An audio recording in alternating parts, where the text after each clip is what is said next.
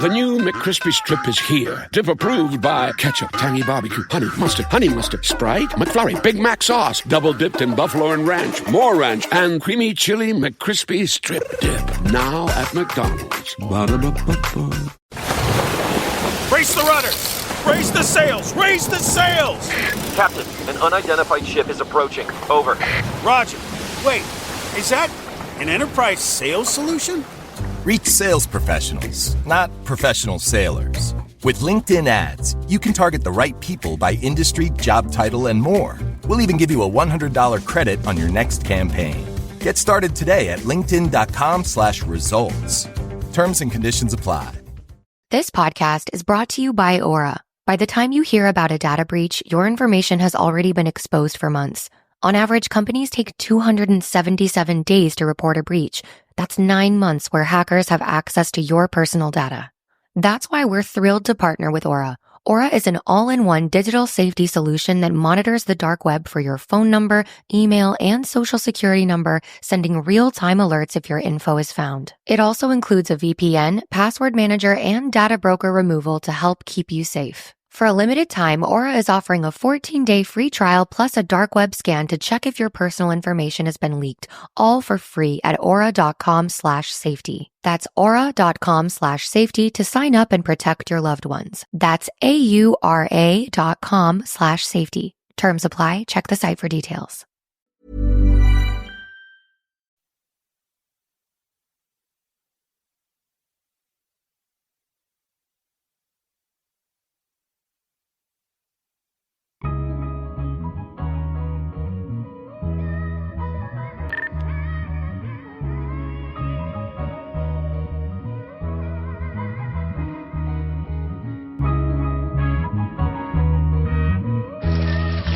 You better wait here. I'll be back in 10 minutes. Even 10 minutes is a long time to be away from it.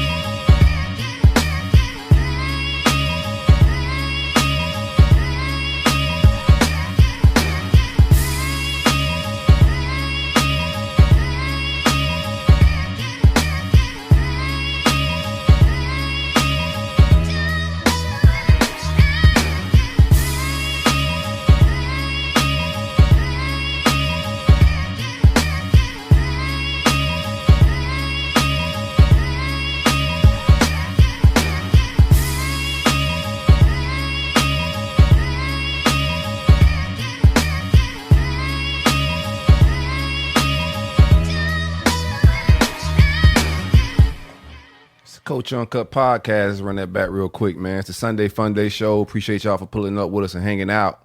That's right, man. How y'all boys doing? Y'all good with it? Oh, yeah, man. Oh, yeah.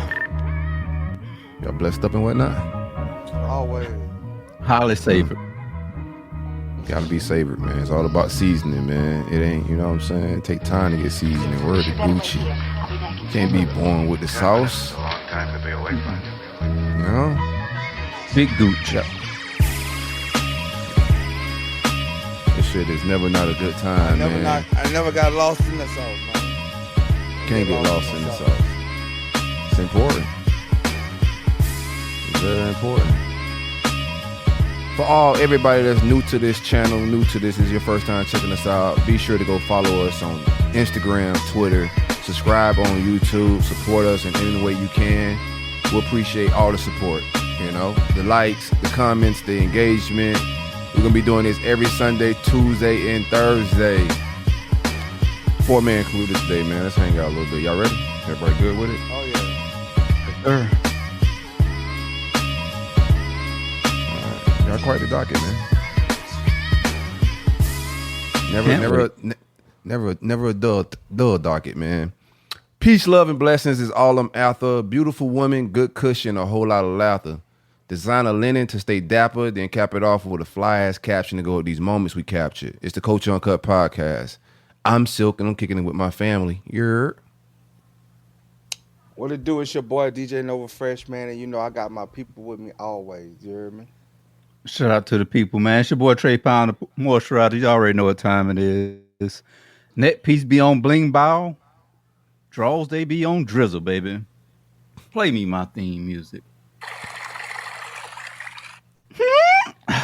Splash. Yes, sir. Yes, sir. Peace, love, and light in the pursuit of everything that's right. Peace Kings, we back at it, man. Sunday show. We going early. We going way earlier than we normally do. We usually crank this thing up around 8:30 p.m., but I got some shenanigans. A retirement dinner to hit up. Got hit up last minute this week by the homie Drea. And was like, yo, you trying to go to this Amari Stoudemire's retirement dinner party? I was like, hell yeah. So last minute plans, but we able to shuffle some things around the whole crew. Everybody was getting at it, but we found a way to get on here and make sure y'all get this content. Know what you was getting into. I want to get into what I'm about to do tonight, but what was your Sunday looking like before we just interrupted? Oh, my son had tackle football tryouts, so he was out there doing his thing, schooling. It was out there, you know, we were having an issue with daddy ball, so he was out there giving lessons on daddy ball. You know what I'm saying? He was serving them up too. I got video. A little bit of straightening. Oh, he was out there getting some straightening, man. Man. It's important for the culture to straighten things out, man. Yeah, they was trying to line him up with, you know, they always try to put him one-on-one with the best kids, quote unquote, the best kids, right? And he was just schooling them, man. Just schooling them. It's important. You was proud as hell, wouldn't you? Like, yeah, you already know, man. I was, you know, I couldn't let him know. I let him know, but I ain't let him know. You know what I'm saying? I was like, you could get better. What if you got sauced up out there? Made him walk home. I knew he wasn't gonna get sauced up. He don't never get sauced up. He'll never get sauced up. But got me out here embarrassed. He know better. He gets sauced up. He already know. Don't even come to the car. Call an Uber or something. Now mine just know that mean more work. You done got barbecue. You know you gotta get back in the lab. Oh man, this workout about to be crazy, man. About to get me out and got burnt 3 times. You know. Shout out to that though, man. Black dads out here getting active this beautiful Sunday, man. What y'all boys had going on, Treyway and Gio? I ain't have much going on. I was just chilling out. I was at a diner not too long ago. Got this Marietta diner over here. Got this old school retro type deal. Got all types of food on it. So my youngest, she been hitting me up for a minute trying to get to it. So we gets there, man. It was hell, bro. Like we wasn't even thinking like Sunday, you know, after service. Everybody just got high yesterday. Mm-hmm. Yeah. Holiday. Everybody hungry. Yeah, a little bit. How'd you celebrate the holiday? 420, man. Good. I'm glad you asked that because I was gonna gloss over my whole Saturday if you didn't, and be mad on the listener. Yeah, man. So I got hit up. This weekend was just full of festivities in South Florida, bro. Last year, 420, I was in Denver, had a beautiful time. This year, I was like, dang, I ain't gonna really get into too much, man. Didn't have no plans. But I got an invite to Bob Marley's son, Rohan Marley. They just started Lion Order, which is a lifestyle and marijuana brand. They're licensed out in Michigan, but they're Miami folks, bro. You know, these are Miami people. So they had a party down here at the Soho House. Beautiful vibes, man. The environment, the venue, the music, the speaking. You know, it wasn't even a party, bro. It was really 3 hours of networking, business talk, you know, just socializing in that way, bro. But you know, I had a great ass time, man. Left inspired, left full. The kush was beautiful. The drinks was beautiful. You know what I'm saying? Did you got home? I felt too good. Weed? They have trays of weed, like different brands of herbal delights. Well, technically, they're not legally because they can't really have their shit in Florida. Technically, but there were, yes, it was kush there. Is what I would say. You know what I'm saying? Never know who watching. Gio got us on the FBI watch. I wouldn't want to incriminate the Marleys in any way. You feel me? Got him. Send him in, boys. I wonder if that'd be equivalent to like smoking with Snoop Dogg. Might be higher, bro. Nah. I don't know about. Here's the thing: smoking with a Marley on 420 is just like what better way to celebrate it. But Snoop would be up there. I think. But Snoop, go ahead. Snoop, Wiz Khalifa, Currency, and Devin the Dude, and Afro Man. Top 5? All together, would you go to that session and hang out and vibe out with them? All 5 of them. Yeah, bruh, what you talking about? They gonna probably smoke me out of the room, but that's the room you want to be in, conversation wise and everything. I'm gonna tell you what, it's an ambiance around them. I was telling, what up, Jay? Everybody hanging out with us. We appreciate y'all for hanging out with us. Like, subscribe, engage with us. If y'all got questions, definitely tap in with us. And if you celebrate 420, let us know what you did. You know. But I was telling Gio and I was telling bro, like I talked both of those boys last night and today, and I was like, bro, it's an aura around them people, bro. Like. Bob did a good job because like he left early and he died young, but he left a good legacy and aura of just peace, love, you know, consciousness, awareness. Like that's a dope circle, and I appreciated that 420. That was my best 420 for sure. Jay Manuel said you wouldn't even make it. You wouldn't even make it home. I don't even think you'll make it past the first puff with them 5. I'm making it past. I'm going home if I'm in the room with any celebrity for sure. Like I'm not staying there. Oh yeah, I've seen what's been in the news. Like, you're not going for the Diddy after party? Oh no! I ain't even going nowhere that Diddy at. To be honest with you, bro. Like, why we on the subject of Diddy Marley? at the smoke session, yeah, bro. Y'all catch me. Yeah. Would you? Nigga, do not pass me that dog Diddy pass pink blunt. Would you let Diddy pass you the butt? No, I'm not. I don't pass blunts. I don't pass. So that's the world I'm in. Like everybody got to come with their own. Spliff is the world I live in. I help you even I got some extra flour. I like, bro, here you go. Here go the tools. You know, roll your one, stuff a cone. Oh yeah. But you know, if it's not gonna be swapping saliva, huh? Oh, yeah. Nah, bro, I don't know your bedroom habits, cuz and herpes is real. You know what I'm saying? Like you may eat booty, and I don't know who booty you ate, and then now we just passing. Nah, that ain't a good idea, bro. Let's keep it. We got hygiene on the docket again, so let's just keep the hygiene clean, baby. No passing joints, dog. Hey, if Diddy walked in with the pre-rolls, would you? Well, you infatuated with Diddy, ain't yeah, it, he bro? got to get all the D. He want to know. He got a Diddy appointment set up, so he's trying to figure out protocol how he should move in the room. Nah. We got a Diddy checklist down there, ain't it? Show you how to move in a room full of vultures. Yeah, that shit's interesting in hindsight now. Nah, but passing joints is wild, not just from a hygiene standpoint, but also just from energy, bruh. Like, it's. I mean, even with alcohol, what is it called? Wine and spirits, right? Mm-hmm. So that's what you're indulging in. Like, I don't like to get drunk around strangers because you're indulging in a different, like, you're making yourself a little bit vulnerable. That's something you should be partaking in around your loved ones. But the passing of joints, I think it could be somewhat. We do that shit in the hood, and I think the culture of passing the joint started just from everybody need to save some money on this weed, so let's pass this around and enjoy it together. But you're supposed to match one, right? If you're a smoker, they said use the terminology match one. Yeah, match. Mm-hmm. Like if you're passing, you just can't smoke all my weed. We smoke all our weed in a circle. But why match one? If we all about to smoke a joint, let's just all smoke our joint. Just dome it yourself. Oh, that's what. If I was a smoker, that would be because I don't like drinking after people. So yeah, who passed drinks? No, but you like if you have different flavors. Flavors is what I was thinking of. Like everybody got like different strands. You got all these different ass flavors of marijuana now. Same thing with liquors. Like if somebody's not used to a particular bourbon, and if you was a bourbon enthusiast and you got this bourbon that you want them to try, you'll pour them a shot. You know, you get them a little nickel bag of like, hey, bro, just give you a couple nugs. Go roll you some of this, man. That's just what it got to be. It's just different because if you're taking a shot of something, you're gonna say, hey, bro, take a shot of that. See what you think. Hell no. Like, I said you'll pour them a shot. Yeah, that's why you got to give him some nugs. It's the same thing. You give it him in the cup, you give him some nugs in a cone. I'm just giving some people the weed culture, bro. Don't be smoking out to everybody, bro. You don't know where they mouth been, man. Y'all gonna have matching swords. Now, if you passing between you and your brother, you and whatever, y'all gotta like, and y'all doing, but just in a circle, nigga. No, I don't drink after family. I don't drink after my kids. Oh damn! You think your kids? Yo, bro. I don't drink after nobody, man. What's wrong? Bro, you seen kids backwash? Oh, you serving them boys that baking soda. That's why. Yeah. I was waiting on the mic to clip. I had a baking soda joke like lined up. That shit queued up. Speaking of the Marlins, man, what do y'all thought about that Bob Marley movie that came out? I have Good one. We've been meaning. I've been meaning to talk about Mm-hmm. that. We've been missing it. I'm gonna let y'all go first, bro. What you thought about it? It was some good parts.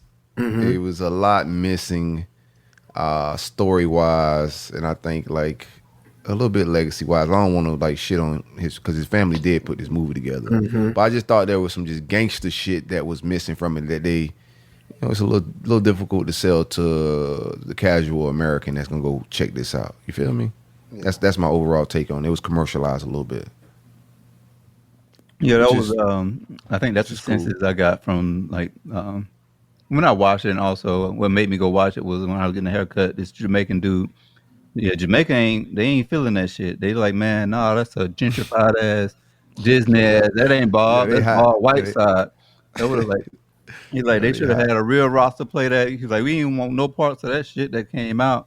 So they was thinking that like, yeah, it was like politics involved with it. Man, For people sure. ain't gonna I'm never pretty be happy. sure. You ain't gonna never satisfy people, dog. You ain't gonna never satisfy. But Bob is a whole legend out here. So you definitely know. got to be careful on how what he meant to Jamaica and that country and that culture. I think. I think they probably would have preferred it if one of his sons would have played him, Or his grandson, if Skip would have played it. Yeah, I could see that, but if I'm the family, right? Because my father had to pretty much do an exodus out of this country too. Like I'm not making decisions based on Jamaica, I'm just making decisions based on my father's legacy and how we see it. But he left Jamaica for like political reasons. That Correct. exodus was they was trying to get Bob off of this planet a little bit. You feel me? So, man, overall, it's just a lot of key things I think we're just missing. But you can't like Nova was saying, you can't please everybody. Like that's no matter what any movie we've ever watched that's covering legacies like that. I think we've all complained to somewhat, right? Tupac movie, there was a lot missing. Biggie was movie, I think they should have done like the Wu-Tang Muhammad Ali did. was classic. Oh, make it like a A docuseries. TV series. Yeah. I like the do TV series. Like you do 3 seasons, 4 seasons, and you take it like from his childhood. There's just so much to tell from Bob, and they just jumped like it was moving too fast, and then didn't tell the whole story. So I think TV series, the way Wu-Tang did it, is the ideal way for everybody that has a big legacy. You can't tell it in an hour and a half. That's it's too short. Yeah, you're right. That's what I was gonna say. They should have broke it up over a docuseries, spent the money in production, really dug deep into it, and told the story with key time frames. Because, like you said, Right. when you do 2 hours, man, you miss. And I think that's what people go in. They go in looking for the in-depth story part. Yeah, for it to be like the documentary. Mhm. Yeah. Right. And then it's like, bro, we got 2 hours. We got to condense it down, hit key parts, and they're only gonna look at the big elements of Bob, not really the political, the behind the scenes, his family, his wife, his whole family structure. They're not gonna dig deep into that. That's what the documentaries are for. Man. Yeah, that's why I think like the TV series would have been an idea because it's just, and they're gonna want to hit the main commercialized stuff that resonates to the like worldwide. Since he's such a worldly guy, they want to hit those topics and not a lot of the Jamaican politics that was going on. That's just what was missing. And I think they still got the opportunity to do that. I'm pretty sure in the future we're gonna get a docu-series of some sort. He still got young kids and bro. That family huge, bro. This what I have for y'all. If we're off the Marley movie, y'all done with the Marley movie? Yeah. We move on? All right. I think we had this discussion before, but we're gonna do it again if we haven't. Jackson family or the Marley family, man? Ooh. I say Marley because it's Bob, more of them. I would say Bob in particular because Bob was the key figure. His sons have carried on his legacy well, but I mean, Mike and Bob cross cancel each other. You got Janet. It's a big difference on there. I ain't gonna lie. Between Bob and Mike, bro. Like legacy wise, you think so? I hate to say it, I love Bob, but Mike Mike is big dog, bro. Yeah, Mike. Everybody know Mike. I'm being polite. Like we'll let them. We'll just keep it. You know what I'm saying? Like yeah. It's chill. two people in this world. It's two people in this world that probably is most known. And that's Jesus and Mike. Yeah. Bob up there though. Bob but- Bob Yeah, up, no, Bob up there. Bob up there. is Bob in definitely that up tier. there. Yeah, Bob Bob up in that there. tier. Bob probably top 5 known people in the world. But And Bob ain't Mike- touched no kids, allegedly. Correct. So Allegedly. So that takes him to like another like tier as far as like I think like Mike ain't you got to touching cross me, those though. two. I wasn't there, but it was alleged that he was. You know, it depends. You know what I'm saying? Like Hollywood is a wild place, so I don't know. You know, the more I see Hollywood, I just be like, yo, let me just stay out of Hollywood business a little bit because shit Mike wicked went over to a there. Diddy party? Man, Mike was Nah. he had No. them boys on his labs playing with bubbles and stuff. Man, y'all know No, Mike. Mike had he- some freak bull stuff going on too. But His mind was messed up because of his childhood, but I think he was Yeah, just I trying think to there's live it some- out. there's some I don't think he was PTSD trying stuff. to- That childhood I don't think he was trauma, trying to man. mess. I don't think he was trying to mess with him, bro. He was just trying to regain his childhood. Yeah, Mike talk like a grown ass kid whenever he talked, bro. It like it's just like he was Never, he moved Neverland. like a child. You know, Yeah. the man had a He thought it fucking was Peter circus Pan, and bro. shit. Monkeys, he's buying stuff that children would buy if they was rich. y'all saw the documentaries. The shit he's doing is what like Macaulay Culkin was doing on Blank fucking Check or Richie something Rich. like that. Yeah, Blank Yeah. Check and shit. He got like the Blank Check movie shit going on. And he Y'all saw grown. his documentaries. With Mike? Mike. No, I don't trust the white man writing their story on Mike. Bro. There we Man, I ain't after the consuming it. Lifetime movie, Aaron you know, Carter racist, told me no everything racist. I just needed don't, to know. I just don't trust people telling other people's stories no more, bro. I don't. what was this boy that played Mike Jackson in that Lifetime movie, bro? You talking about Flex? Flex. That was crazy. Nah, that was crazy. After that diabolical, bro, don't do Mike like that. Don't do Mike like that. Like I say, So sometimes I think it's you better still just got not to tell Janet the though. story. Yeah, still got You Janet. still got Janet. Janet or Juggernaut? Tito, Get No. out of here. Get out of here. I don't even know why you It's brought really Tito. just Janet. Man, Tito had It's some Marleys that never songs. sung I Put Hell to Tito. A whole bunch of them, boy. You really ain't really got nobody Freddie? but and Janet. Freddie. I don't think Rohan Marley ever wrote a song. I got him ahead of Tito, man. Oh yeah. Real shit. Oh, what's Get the Tito the hell other outta here. sister? What's the other sister? Latoya? Latoya? Nah, Come man. on now, Mike bro. and Janet, really, bro. Yeah, it's Mike and Janet. Boy, Them that two boy- alone though. Them two alone kind They of juggernauts. Yeah. Yeah, that's some Let's not get it juggernaut. twisted. Hold on. they heavy hitters. Dog. But you got Bob, you got Damien, you got Steven. Steven, boy, Skip. Skip. And it's some real young. He got some great grands right now, and they cooking up in like hip hop and shit, bro. On the lowest of keys down in Miami. Like they But making you some gotta- fire Lauren's son music. doing some music. He got some nice. He got some But nice. just- They music. Oh, got- he did skeet up in Lauren. Rohan did. Oh man, good for him. Lauren who? Sorry. Hill. Yeah, y'all gonna put some respect on Rohan Marley name. Like I'm trying to tell you. But I'm Man, just saying, bro. The Jackson 5 alone though. Jermaine, all them boys. Man, outside that dog on ABC album, man, you ain't got a whole lot. Bro. Jackson 5. Told him Mike was like, man, let me get myself around. I got too much downtown. Yeah, to be it's fucking around me. I'm carrying these boys, man. Yeah. Michael Jackson 5 was like LeBron rookie year in the Cavs. He's like, man, I gotta take me to South Beach, baby. Yeah, I gotta get out of here. Let me go join a big three, get away from this family I'm carrying of bad singers, and Tito think he should Getting be getting whoopings for leads. no reasons because of y'all. Yeah, because y'all can't dance and shit. I might as well Look at hire these Bubba. outfits. I did see one documentary. I did see a documentary on him. I was trying to remember which one. 'Cause I remember it was a Pepsi one. That Pepsi was in.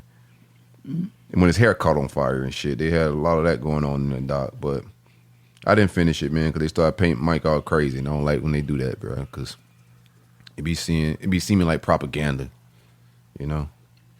Yeah, I think for respect wise though, I don't think that many can like top what Bob has done as far as like legacy building. Yeah. And what he meant like globally and liberating people and stuff like that. So I think Gio, what's your no, never mind. We'll get into that. We gotta get Patreon or a private subscription show. We could take on some conspiracy stuff with Bob, but I also got relationships and shit, bro.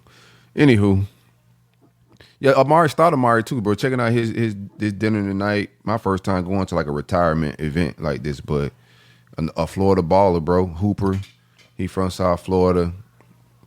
An interesting cat, you know what I'm saying? I was thinking today, I was like, bro, I wish I could book an interview with this dude, but I don't know if I'm in the space to interview him right now. You know what I'm saying? Like, he got a lot going on. I don't know if y'all follow him in politics and religion and a lot of things, but he's a very interesting brother.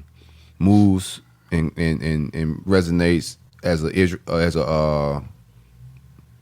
trying to make sure I say this right, as a Hebrew Jew, and he practiced it. So he's just a very interesting guy. If you haven't followed him on IG or anything like that, check out what he got going lately. But when he was in the league for Phoenix, man, what an era. Him, Steve Nash, and all them boys.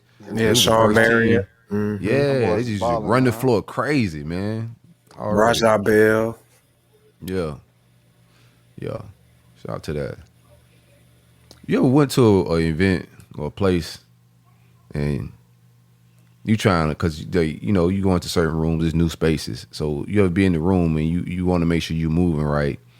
So you surveying the room, but when you look around the room, you see dudes, you're like, that's exactly why I'm trying to just vibe and fill the room out, because them boys is looking crazy, doing selfies and doing fanboy type stuff. Yeah. Hey, can I take a picture with you? Like a lot of goofy moving around. Don't do that, you know what bro. I'm saying? You'd be surprised, bro. That's weirdo behavior. Yeah, you'd be surprised. Probably first time in that environment, first time around people of that status. They don't know how to move yet. Nobody trained them properly. Yeah. Correct. It's a thing. It's a thing. Just like the first girl you took out to a nice fine dining, and she don't know how to use a damn fork and knife right. She used to soda and nuggets. She really just out here thugging. Oh, yeah. Tell them butterflies, she'll love it. Put her back. Go ahead, put her back. Oh, put her back like she a fish. Like a fish, bro. Like, I didn't order this. Man, ridiculous. Put her back. She come out here. What is appetizers? Why it's only one? What's an entree? What's a la carte? You ain't do the vetting session then. I don't You eat a gonna la school her carte. up, culture her up? Oh, it's cheaper if you get a la carte. Get out of here. If I take you to a fine dining place, don't complain about the prices. Right, you got it, huh? Oh, you paying? Yeah, we here. Big baller. You met girls that complain about prices? They ain't got no coaching. Most of them just assume you about to pay. They don't care what, so they look for the most expensive thing on you. All right, let me get a They steak. always go for this. How you know that they don't know how? It's two ways to tell if they know what they're doing. If they go into a fine dining restaurant and they order the most expensive steak and they don't know how they want it done, or they say, Well, if they say well done. Oh boy, that table gonna be shaking. The waiter gonna look at you like, hey, you sure we're you're not right finna spot? mess up with this fine cut of meat. Yeah, bro. Yeah. I'll back down the street. Yeah, find out and they'll tell you straight up, I'm not cooking it like that. You gotta get out of here. If you want to go to Outback Steakhouse or Chili's, you go like to the next light, bust 2 lefts, and it'll be right there on the corner. Like who? They actually got happy hour right now too. No cap, bro. Like I Box used y'all to- shit up 2-for-1 specials. Hey, get you some margaritas and shit. They come out with the plate sizzling for you, like all that type of shit. It's a real nice show. Yeah, I used to be childish with my steaks. You know what I'm saying? Put I had ketchup on it. mine. But ordering beef jerky. That's actually reduced. I called it tomato reduction ketchup on my steak. Oh man. But now I order my steaks. If I'm at a fine dining, I order a medium. Yeah. When I ate steaks, bro, I used to eat that bitch mooing. Like I'm talking about rare, bro. Medium rare. It depends on the size and which steak I'm ordering too, right? Like I don't like those big crazy steaks in the medium because then it'd be too much blood. But if it's like a T-bone, we going rare because you know what I'm saying. But if it's some porterhouse, big ass shit, I'm gonna go medium rare. I don't eat meat no more at all, but when I did, I was a crazy steak guy with it. How do you like And your you ordered- mushroom? My mushrooms, it depends, bro. Like it Now depends we which in the bag. mushrooms, right? Mhm. You feel me? Your If you got some portobello. regular I knew you was gonna say some That's regular shit like portobello, man. That's like ordering A chicken. truffle. A Portobello. truffle from Italy. How you like your truffle from Italy? I never had a truffle from Italy, but Lion's mushrooms- mane's good. Trumpets. Lion's mane's pop. You can do a lot with lion's mane. You know that's a lot of brain, cognitive stuff that you're getting out of it. You know, with the mushroom. Now we're in the mushroom talk. Cordyceps. Me and Gio nerding out. About the mushrooms.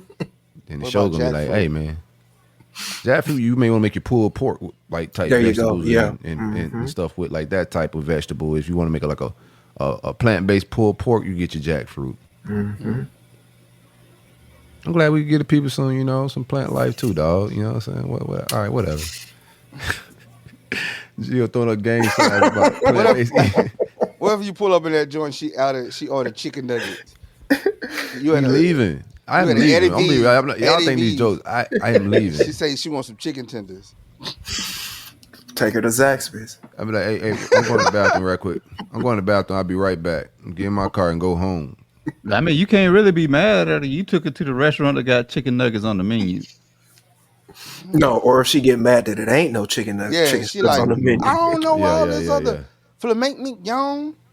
Yeah. How do you like it? How do you like it? They don't got no Cobb salad.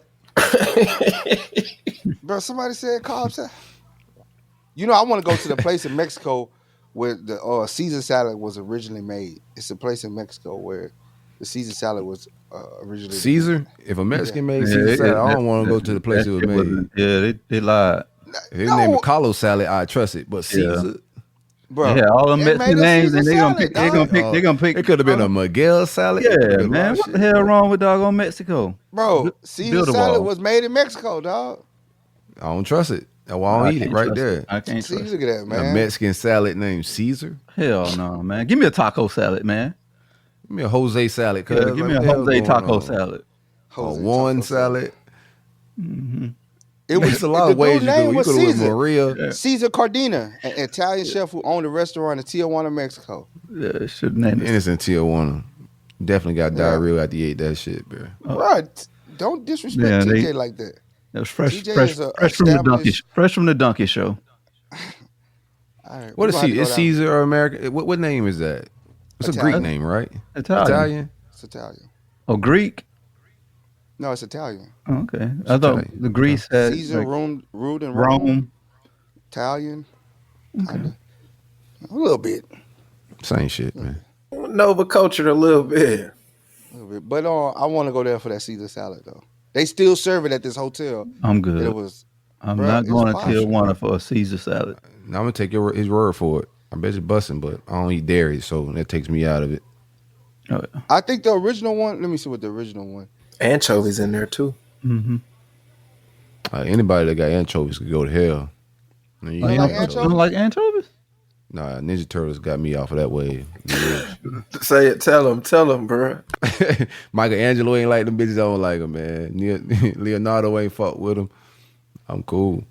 Oh, so Ninja Turtles till we die, baby. Was lettuce stalk, olive oil, raw eggs, croutons, Parmesan cheese, and Worcestershire sauce.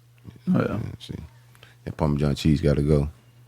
Worcestershire sauce? Or you said what type of sauce you said? Worcestershire. Don't worry about it, bro. We heard you say Worcestershire. It is Worcestershire. What y'all call it?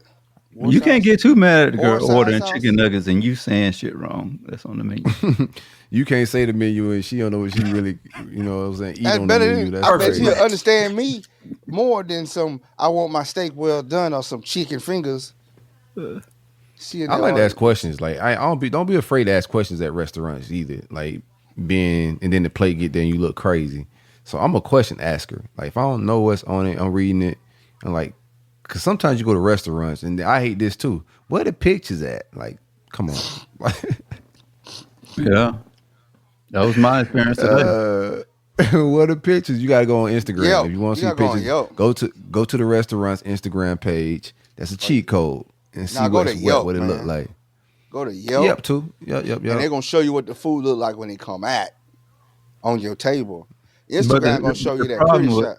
But the problem with Yelp is, and when I tried to communicate to my people today, but nobody want to listen. The problem with Yelp is like the menu changes, and a lot of times, like when you see them pictures on the menu, and you can't order, you can't go up to the waitress or waiter and say, "Hey, can I order this?" and show them the picture.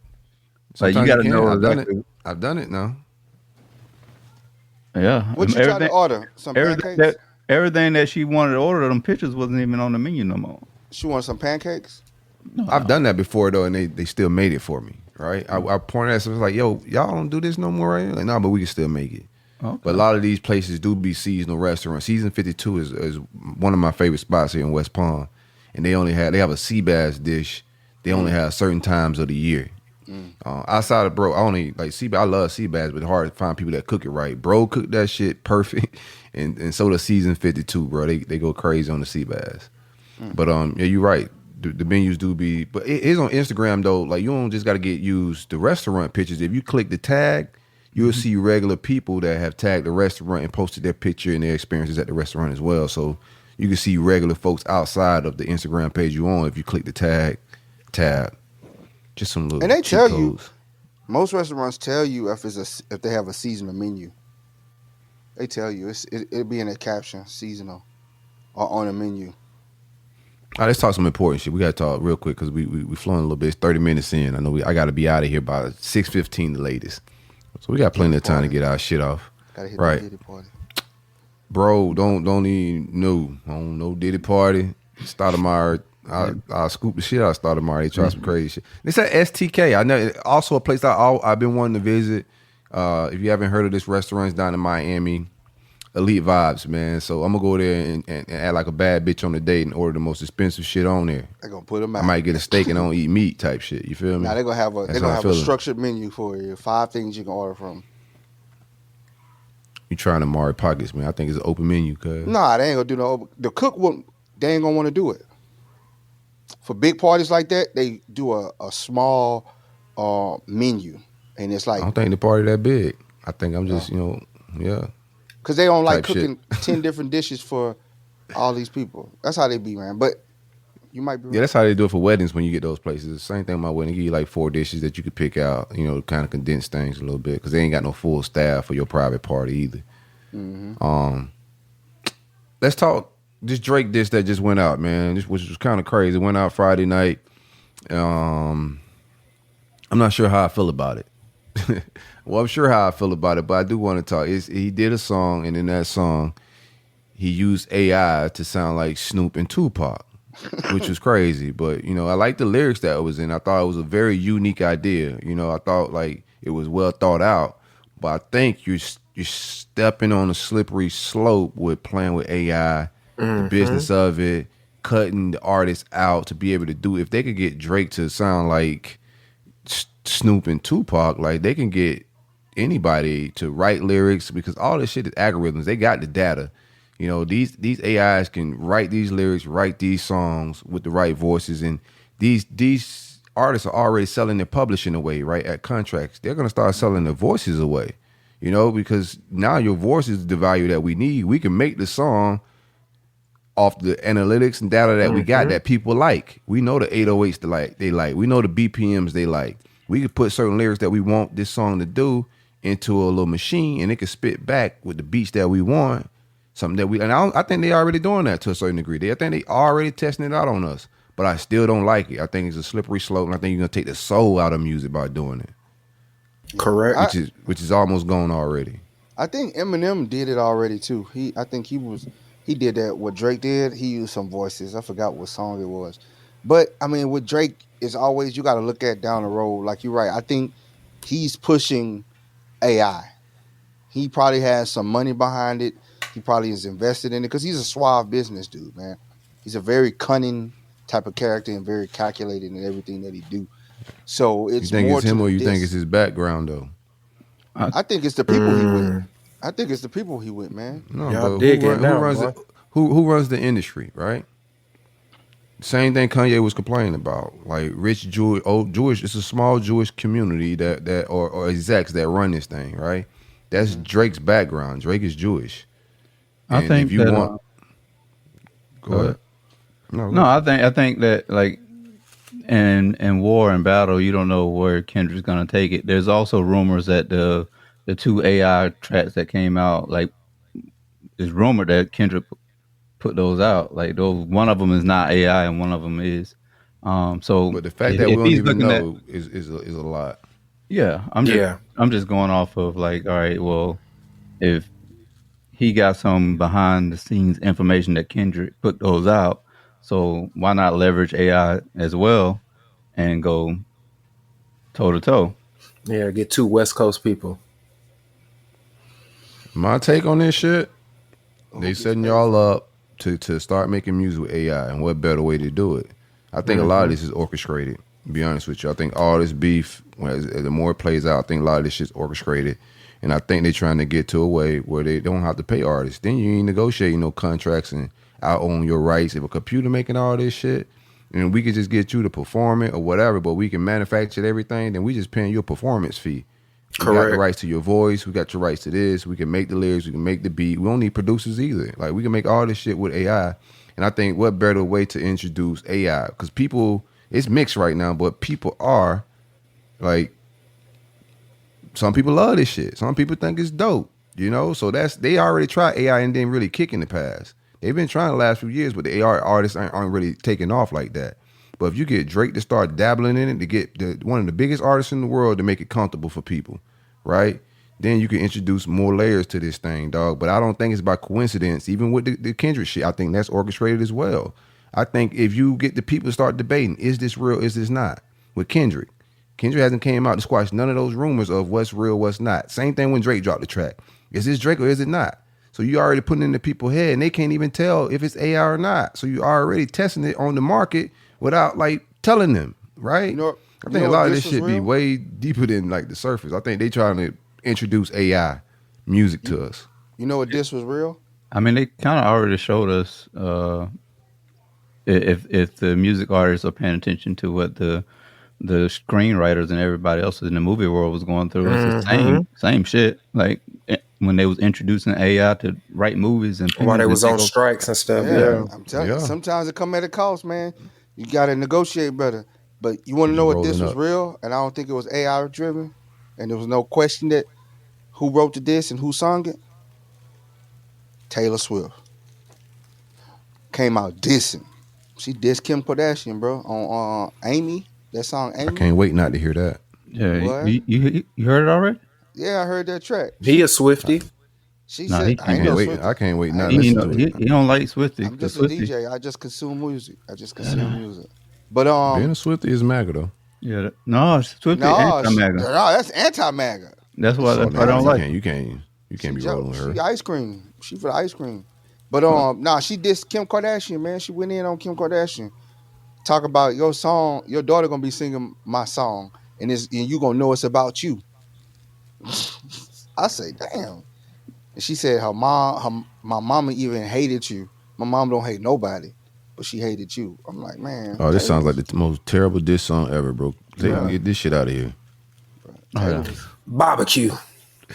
We could have talked to Chris Brown before Quavo we talked to Chris. Man, listen. I'm just saying, bro. Taylor snap. That's how I know you're a Drake fan, because now you're over here talking about Taylor Swift. Why you say that? Because that's what Drake did in his latest diss. I like all of them, bro. I don't choose sides in music. I just listen to the music. Only time I stop listening to you is if you a child pedo and all that other weird stuff.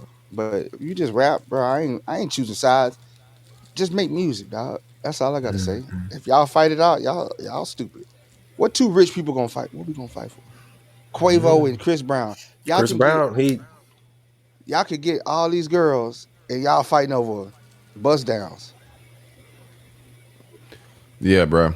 That beef is going too disrespectful and crazy. I think like it's some dope rapping that Chris Brown did, but I think it got disrespectful as hell bringing up. It is, yeah.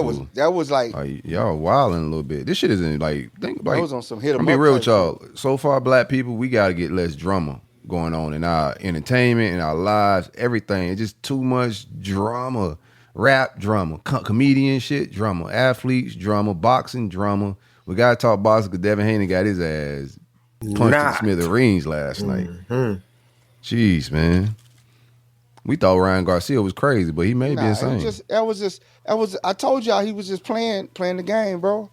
No, we said he gonna get his ass whooped on here though. I knew who. No, I ain't say he was gonna get his ass whooped. I said that he was playing the game.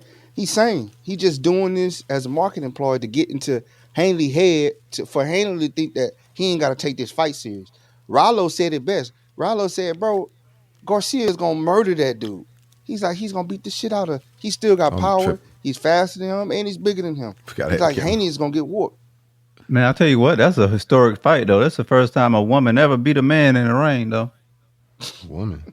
Yeah, Garcia, he said came out there, he identified as a woman. After Hanley assaulted him, he said he identified as a woman, and Haley assaulted a woman. He's a woman beater. Yeah, I think Ryan Garcia is like, well, it could be strategy and all that, but he's also he's trying to give us some game a little bit here too. It ain't just I'm talking shit, because he was talking a lot of that Hollywood conspiracy, and they were saying he was nuts, but he was calling out a lot of Hollywood bullshit as well. So I think his plight is deeper than just boxing. You know what I'm saying? Had I not thought he was like going crazy here a little bit, I would have sided with Ryan. He could box. Like dog, like we forget because Tank made it look easy. Yeah, right. I think Tank is top dog outside of Crawford. You feel me? I know they got him like 11 or 12 on a pound for pound. That's disrespectful. Tank need to be like top 3 or 4 in pound for pound. And it's just proved it. I mean, it's about 10, 11 names. Bud should be sitting on top. Yeah, he is. Pause. Oh yeah, he's a top. Yeah. Shout out to Wayne, man. Appreciate that love, brother.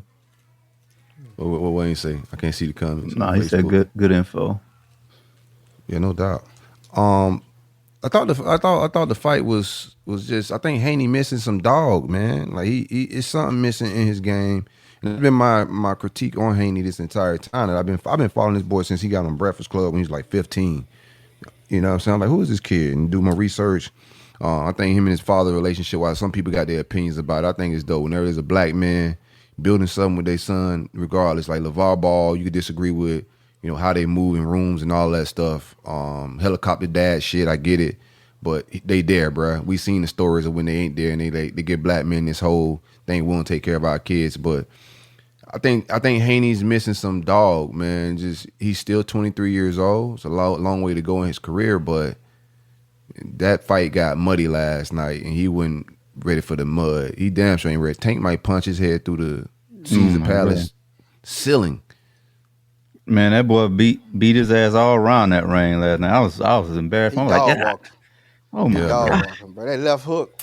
And you know that's all he got. You know that's all he got, bro. The thing is, you know that's all he got, and he's still knocking you out of there with it. That bitch was working, bro. I'm talking about like he was firing that mug off, boy. He was, and the thing is, you know it's coming. On his ass. Ding. You lining yourself up for it, and like Hanley was landing good shots, but it was like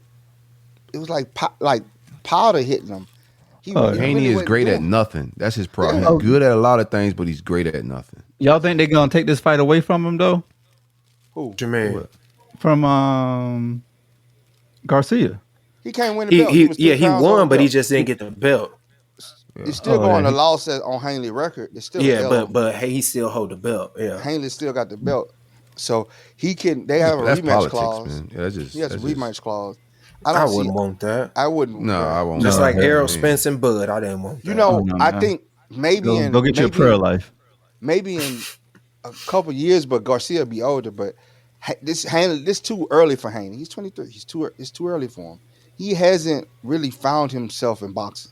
I think he has potential to be a great boxer, but I think he's too early in his career to be fighting somebody like Ryan Garcia. And it showed last night. It showed. Ryan Garcia toyed with him and played with him and just had his way with him whenever he wanted. Yeah. You saw him doing the stanky leg at the end? Yeah, I did all of that. Bro, this dude turned his back to him for like a whole round, bro, and just let him punch, and he was like just looking at him, bro. And then he just started hitting him when he wanted to. It was like the ref saved Hanley in the first round. Yeah, man, the first foe they was trying to give it to him. Pause. The first foe they kept saying, "Oh, yeah, I still think it belongs to Haney." I'm like, "What the fuck y'all looking at?" Yeah, what are y'all watching? The ref that boy had wobbly legs the whole fight. The ref kept saving him, bro. Man, from gate he came out. He came out with guns blazing from gate, like and you can see the fight difference, in that he's not on Ryan's level yet, because Ryan was cool, calm, and collected the whole fight. The whole fight, he was not. He didn't get worried. He didn't get stressed. Hanley pressed him, and he just pop. at will. Pop, hit him. Haney was like, man, where did this come from? I didn't even see it. Man, Haney need to go work on defense. He need to reconstruct this whole little crew. He's and young. he working a little bit. He's too young to be fighting somebody like Garcia, bro. I don't know if I just think I don't know if his youth the problem. He got time to get better, but I'm telling you, his defense for somebody who's where he's at, right? Like youth or not youth, we've seen guys his age be pound for pound top 10, top 15. But he ain't got the power though. If you ain't got the power, neither did Mayweather. But what he had was defense, right? And that's what I'm saying. Mayweather had power too. Mayweather was power and speed. He kept breaking his hand. That's why he wasn't even powerful then. He had some power, but he wasn't no powerful puncher, bro. Man, like Mayweather was breaking his hand every fight. That's why he stopped knocking people out. He had fragile hands, but he was never considered a power puncher. That was Zab Judah in that weight class at that time when they was young. Mm-hmm.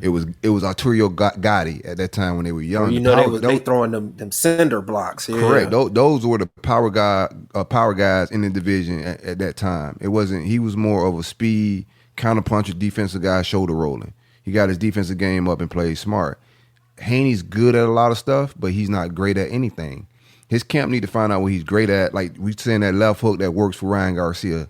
Yo, he could count on that. There's nothing really in Devin Haney game that's a weapon that's brutal that he can count on, dog. I think he just need to get in his bag a little bit more, bro. Like I say, if he would have took this fight 4 years from now, he would have won that fight. He should have waited, huh? Yeah, he should have waited. He's too early. Like but who else he's he was not good fight? at anything. He's not good at anything. He already ducked Shakur. Yeah, who else he was gonna fight? It's a lot of guys that'll beat him right now. That's why I'm like, it's a lot of guys he ain't ready for right now. So his mind, he's like, I might as well go ahead and get this payday. He might as well go ahead and get. Yeah, the Ryan Garcia knockout is gonna be less pain than Tank shit. I'm gonna take Listen. Tank coming to kill shit. Boy, that boy had real trauma, childhood trauma. Oh yeah, you see it all in his face. Boy, that boy. Tank been through. Yeah, he been through some shit, boy. That boy about to beat his old lady up at a ball game. You know he ain't right up in the head. You don't fuck around with nobody like that, boy. He hear both sides in the whole world. He ready to kill something. You got to hear both sides, dog.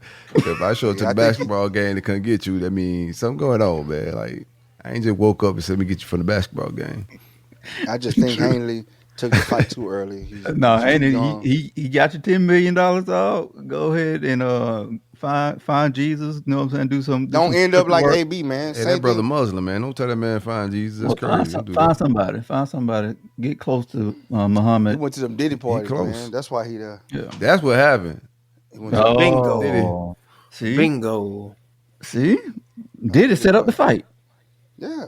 He got 23 taking that big of a fight this early in your life. That was Diddy parties. It propelled him onto this stage too early, bro. Dog, that's not that stage, bro. Tyson, the great. This is when the greats do their thing. But Tyson had the uppercut. Tyson had power. Like you said, Haney there's no way to avoid it, bro. You can't avoid the fire though. That's the thing. Like who the hell he gonna box for 4 years to avoid? Yeah. Like what are you gonna do? Fight bums at the rec center for 4 years? Like find the identity. Yeah, then we gonna critique him for that. He gotta find the identity. He gotta fight, bro.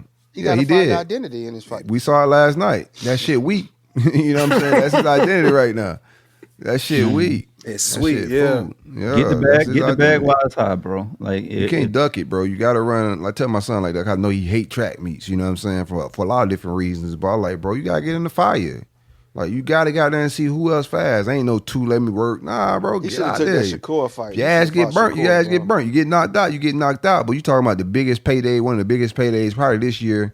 And pay-per-view, you gotta go get that, bro. Oh, yeah. We gonna tell your business partners right now? I don't know. I might not be ready, man. I might need like 4 years. Man, listen, bro. We gotta get this bag. Yeah, fuck all that. Tripping. Yeah. And then it's bad when Ryan Garcia begging your corner to throw in the towel so you don't mess up your prize horse. Because now you about to mess up the church's money down the road. He begging him for help. He even when he was hugging him, he was like, "Man, just go down, bro. Stop." It wasn't that bad, now. It was. No, Garcia was telling them to come get him. I mean, he was telling them that, but we saying it wasn't that caliber. It wasn't like no Roberto Duran, no Moss. He couldn't even freaking defend himself no more. That was the entire fight. Oh yeah, like, from gate. Defense was ass. They ain't working on that shit. They was too busy, doing Diddy videos and hanging out and shit. Another thing too, you just gotta stay focused, bro. Like lock in. Bud Crawford ain't doing none of that goofy shit, bro. Bud Crawford Didn't matter Crawford what Spence said. He was just he in war mode. Focused, bro. Yeah. He in war mode. The entire camp. As soon as they announced the fight, Bud's in war mode. All this Twitter trolling shit and playing that game, bro. Young, bro. Get in the lab. You know what I'm saying? What we got next? What else we got on the docket? I don't know, but we got Mike Tyson, Jake Paul coming up. And we can't have, hey, black people. Yeah, we got we got to have a church meeting, church announcement. We got to have a fucking culture meeting, man. Yeah. God damn. Mike said he stopped smoking for this fight. I believe him. Man, he need to start back. Maybe get some sense and get up out that ring. What? You think Jake Paul gonna knock Tyson out? Man, come on. If it's real, yeah. You saw Tyson did that little fake fight, ass 40-yard dash. Y'all seen it? Don't tell me y'all ain't see it. Don't say try to blame it on my algorithms. Y'all like it my algorithm. No, I ain't see it, bro. I just seen him fight with that fake fight with Briggs. That's it. Man, they had Tyson in his little, he weighed a little skimpus. He did a 40-yard dash in the skimpus. See, yeah. You don't find. He always got. You keep finding these draws, workouts. Yeah, bro. I'm telling you, bro. Tyson just did the sassiest 40-yard dash in my you ever seen on the doggone internet. That ain't AI either. I believe you. I'm with you. Hell, it might be. Nah, they ain't AI. A lot of goofy shit. I seen Bernard Hopkins and fucking They was Tarver. we was almost done with them, bro. We was almost done with Hopkins and De La Hoya, bro. Like what the and hell? Hanley ruined it. We could have got that was just the last horse in the stable. This the last horse in the stable. And we could have got rid of Golden Boy, cross-dressing Golden Boy, and Bernard Slave Master Hopkins. Could have got rid of him. Man. You call a man a whole slave master? Slave Master B Hop. Yeah, this is new information to me. Nova, what's going on? Man, B Hopper slide for $1 on you, bro. He one of them, bro. He a sellout, man. What make him a sellout? Hey, we'll talk about it. We'll talk about it, but we could have got rid of them. We could have ushered them out the door with Ryan Garcia, but Hanley dropped the bag. We gotta get I be running into boxers too much around here to be talking crazy, dog. I'm gonna be real with you. I ran into Adrian Brown at the Publix over here. I was like, what the fuck? He got a fight coming up. He trained down here. He trained in Royal Palm, bro. Like crazy shit. He got a fight at the Hard Rock, I think May 3rd or something like that. May 3rd or something. I ran into him at Publix, bro, like 2 weeks ago. I'm not. He probably eating a chicken tender sub. He was in the produce section. Real shit. It was him and two chicks. He another case study where great potential. It just got the fame and money got to his head too fast, and he should have just listened. He had wrong people in his camp, and now he fighting at the Hard Rock for fish sandwiches. I do like his move where he jumped in Coy. What's her name? Coy Leray. Coy Leray, yeah. He jumped in her. She didn't have to respond like that either. And then when he explained it, then she tried to backtrack it. Yeah, he's smart. You know what I mean? He's smart. No, I mean people didn't. I don't think he was really trying to get her like that. Yeah, no, exactly. He was trying to promote his fight. Yeah. Exactly, and it did what it was supposed to do, man. You don't think? I've seen Adrian Broner with better chicks than Coy Leray. Oh yeah, I've seen it with my own eyes. So it ain't that serious. It was a way to marketing. He see how crazy, how many people on his little feed. Mm-hmm. It could possibly go viral if she responds. She takes the bait, and now like everybody know he's fighting at Hard Rock. But you talking about Broner, but Broner has the best pre and post fight shits ever. Oh yeah, hands down. They ain't nobody funnier than Broner. Bruh, but listen, you have reached the lows of boxing when you got Don King promoting you.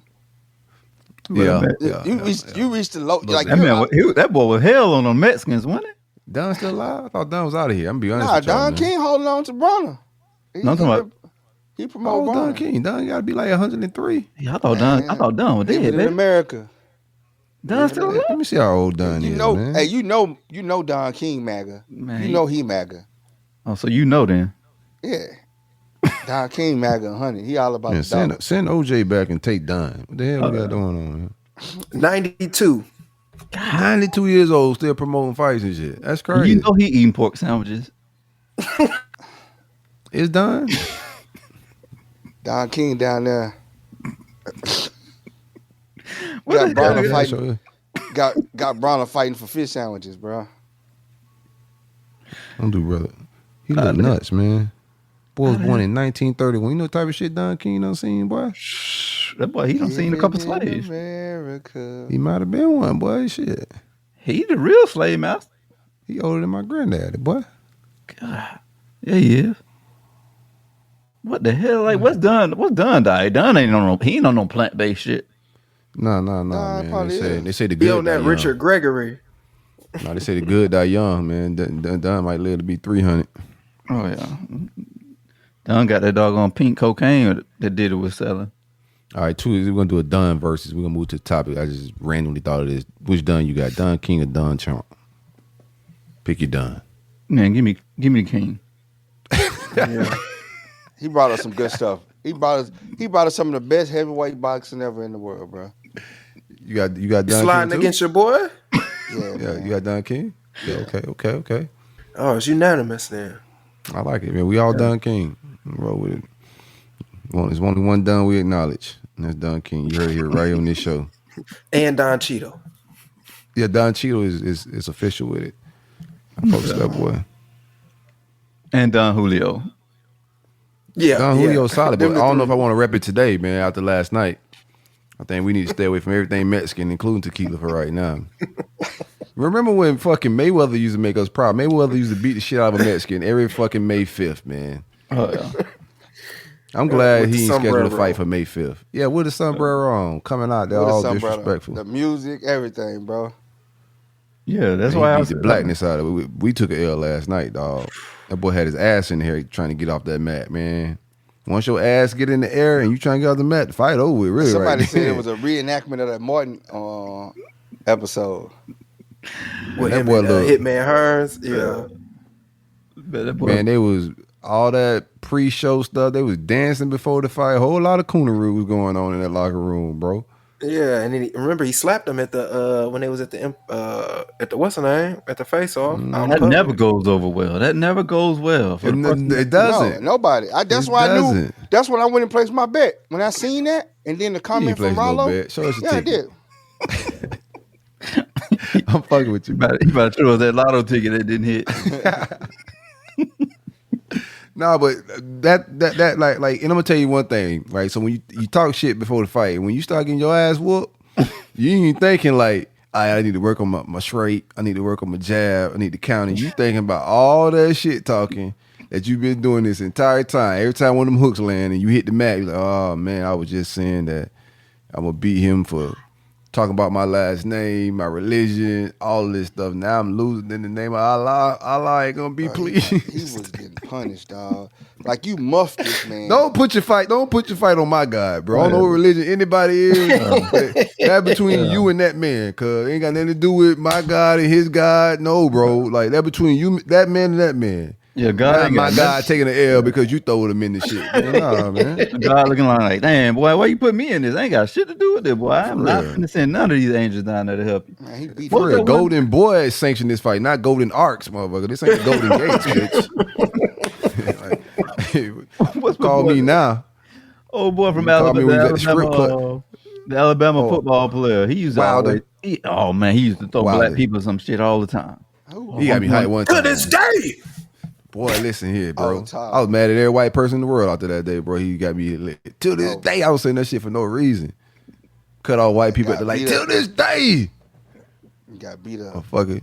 And he hit the mat. Man, I was like, all right, bro, I'm tired of y'all boxing in the name of blackness and God, man. Adrian Broner was the same way. He came in there dancing on the Mexicans, and then he walked out stumbling. They had to carry that boy out. He took his ass up on his own. He didn't put it on the country. He didn't put it on his city.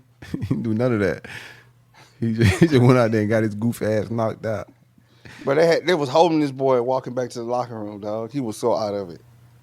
I think he came out in sombrero with that fight too. Yeah, he came out. He came out doing like the John Wall dance and stuff, the stanky leg and all that stuff. And he was in the ring doing the stanky leg. He said, "Nobody gonna beat me. No Mexican, no man can." He started naming all these different cans. I was like, "Damn, boy, Broner about to go ham." Yeah, Broner is ridiculous with it. All right, enough boxing, man. Probably ran the ladies away. We got some women type stuff, man. What women do vibe with on this show? Women is shit, though. I fucks with y'all, man. Y'all be getting business done on some real shit. Male hygiene. Oh, yeah, You the wanna get women some male definitely- hygiene advice? Yeah, can't throw off the pH. Man, throw them boys some advice. What you got for the musty men? Man. If you do use aluminum free, I'm gonna get one real quick. If you got aluminum free or like paraffin free deodorant or whatnot, keep that shit with you too. Keep applying. Don't do us, bro. Don't do.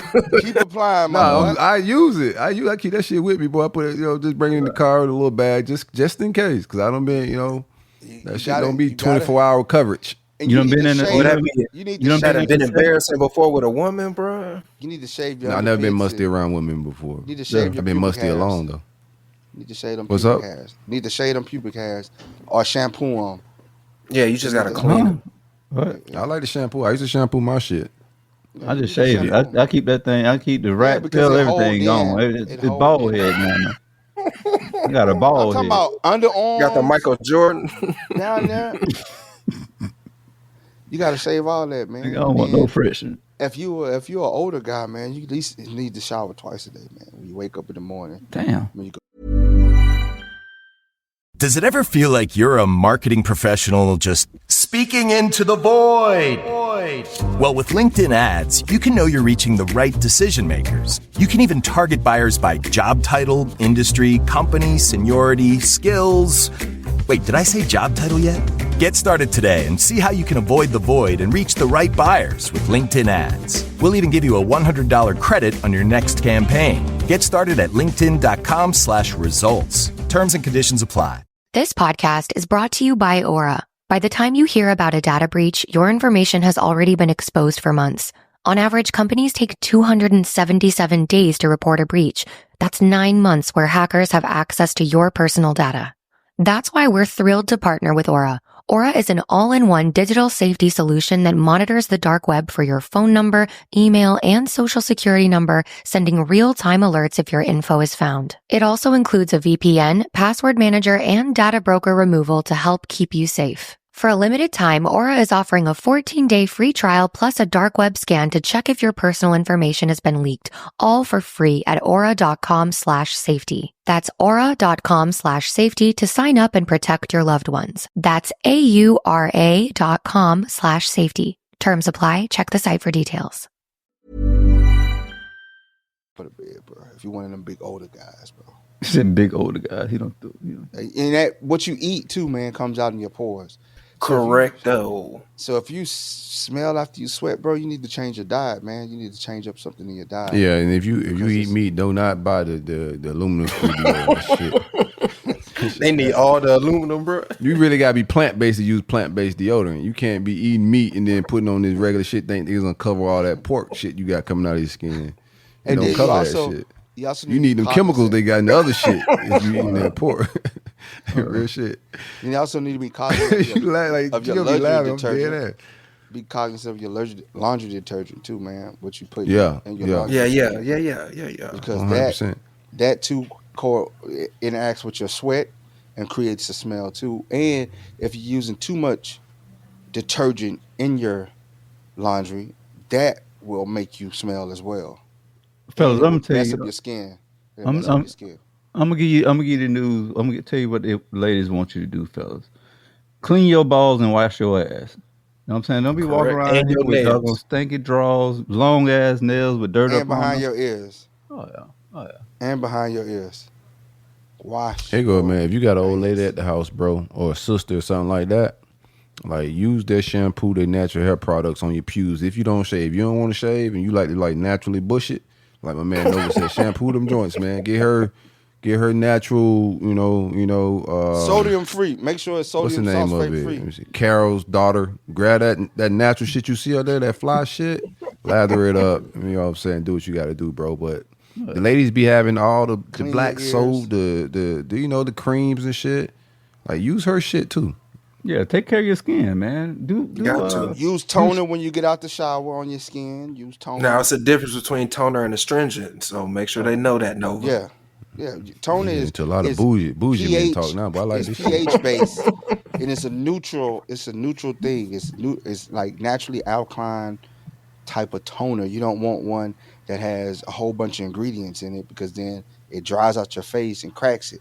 So, you know, you don't need to scrub your face with scrubbers. You need a light, you could get a charcoal based face cleanser that don't have the little scrub bubbles in there. You don't need that. You don't, because you cause abrasions on your face. I just do masks. You know what I'm saying? I just make masks. Those work too. And then, put some Gio had the coffee scrub. I fuck with Gio. Gio had the coffee scrub on. That was a big hit with the ladies. I ain't gonna lie to you. Yeah, that shit was gas, man. I fucks with Gio coffee scrub. Now don't say don't do the scrubs, because Gio had a coffee scrub. You gotta be careful. You gotta be careful because you cause abrasions on your skin when you do those scrubs, and bacteria can get in between those cracks and those layers. So, yeah, you just gotta be gentle on your face. You know what I'm saying? That's your money maker. So yeah. You know what I'm saying? You gotta hydrate. Then you gotta put on lotion. During the wintertime, you can put on a heavy shea butter, pure shea butter, things like that. During the summertime, you need to put on like a light shea butter because you don't want to clog up your pores and start sweating and stuff like that. I saw this one TikTok or on IG. I don't know if it's real though. Like this one lady, she was she had her husband put his semen in ice cubes, and she was freezing the cubes and she was using it as like a face mask. And she was saying that like all the vitamins and stuff that's in all the science behind it. It's true. The it's true. You don't do that? No, I don't put that stuff on my face. But I have seen somebody apply it, and I've seen the results. I know you can go get in bulk Costco type size for free. Go to Diddy Party. Go to Diddy Party. Come on, man. Who gonna walk around with a turkey baster for that, bro? You probably get it for free at the Diddy Party. Oh, it's some people that probably do it.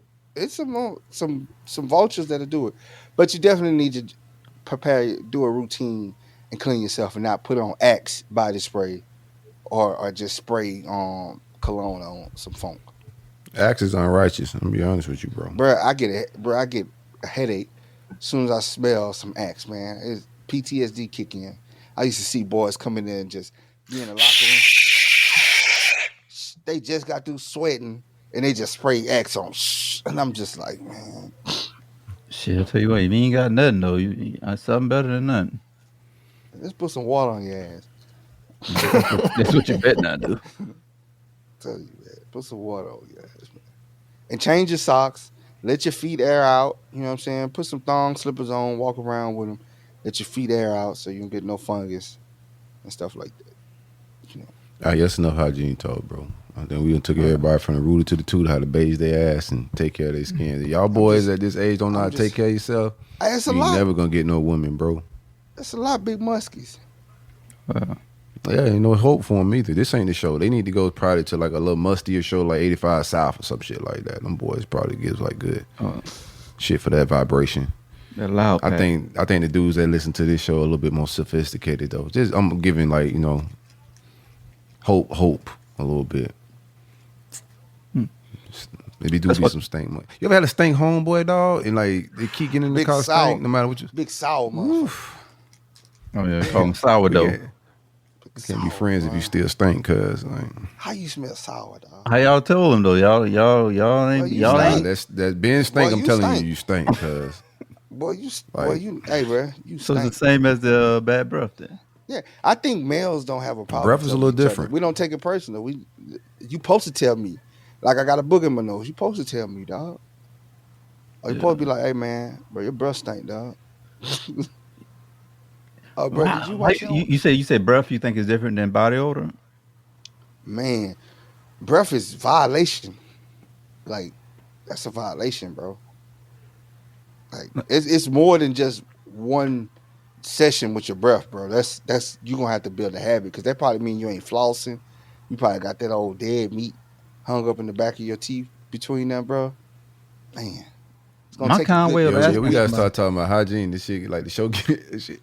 We talk about meat hanging in people's teeth and shit, man. We got to talk about something else outside of hygiene now, dog. It's been a while about talking about musty and stank mouths and shit, bro.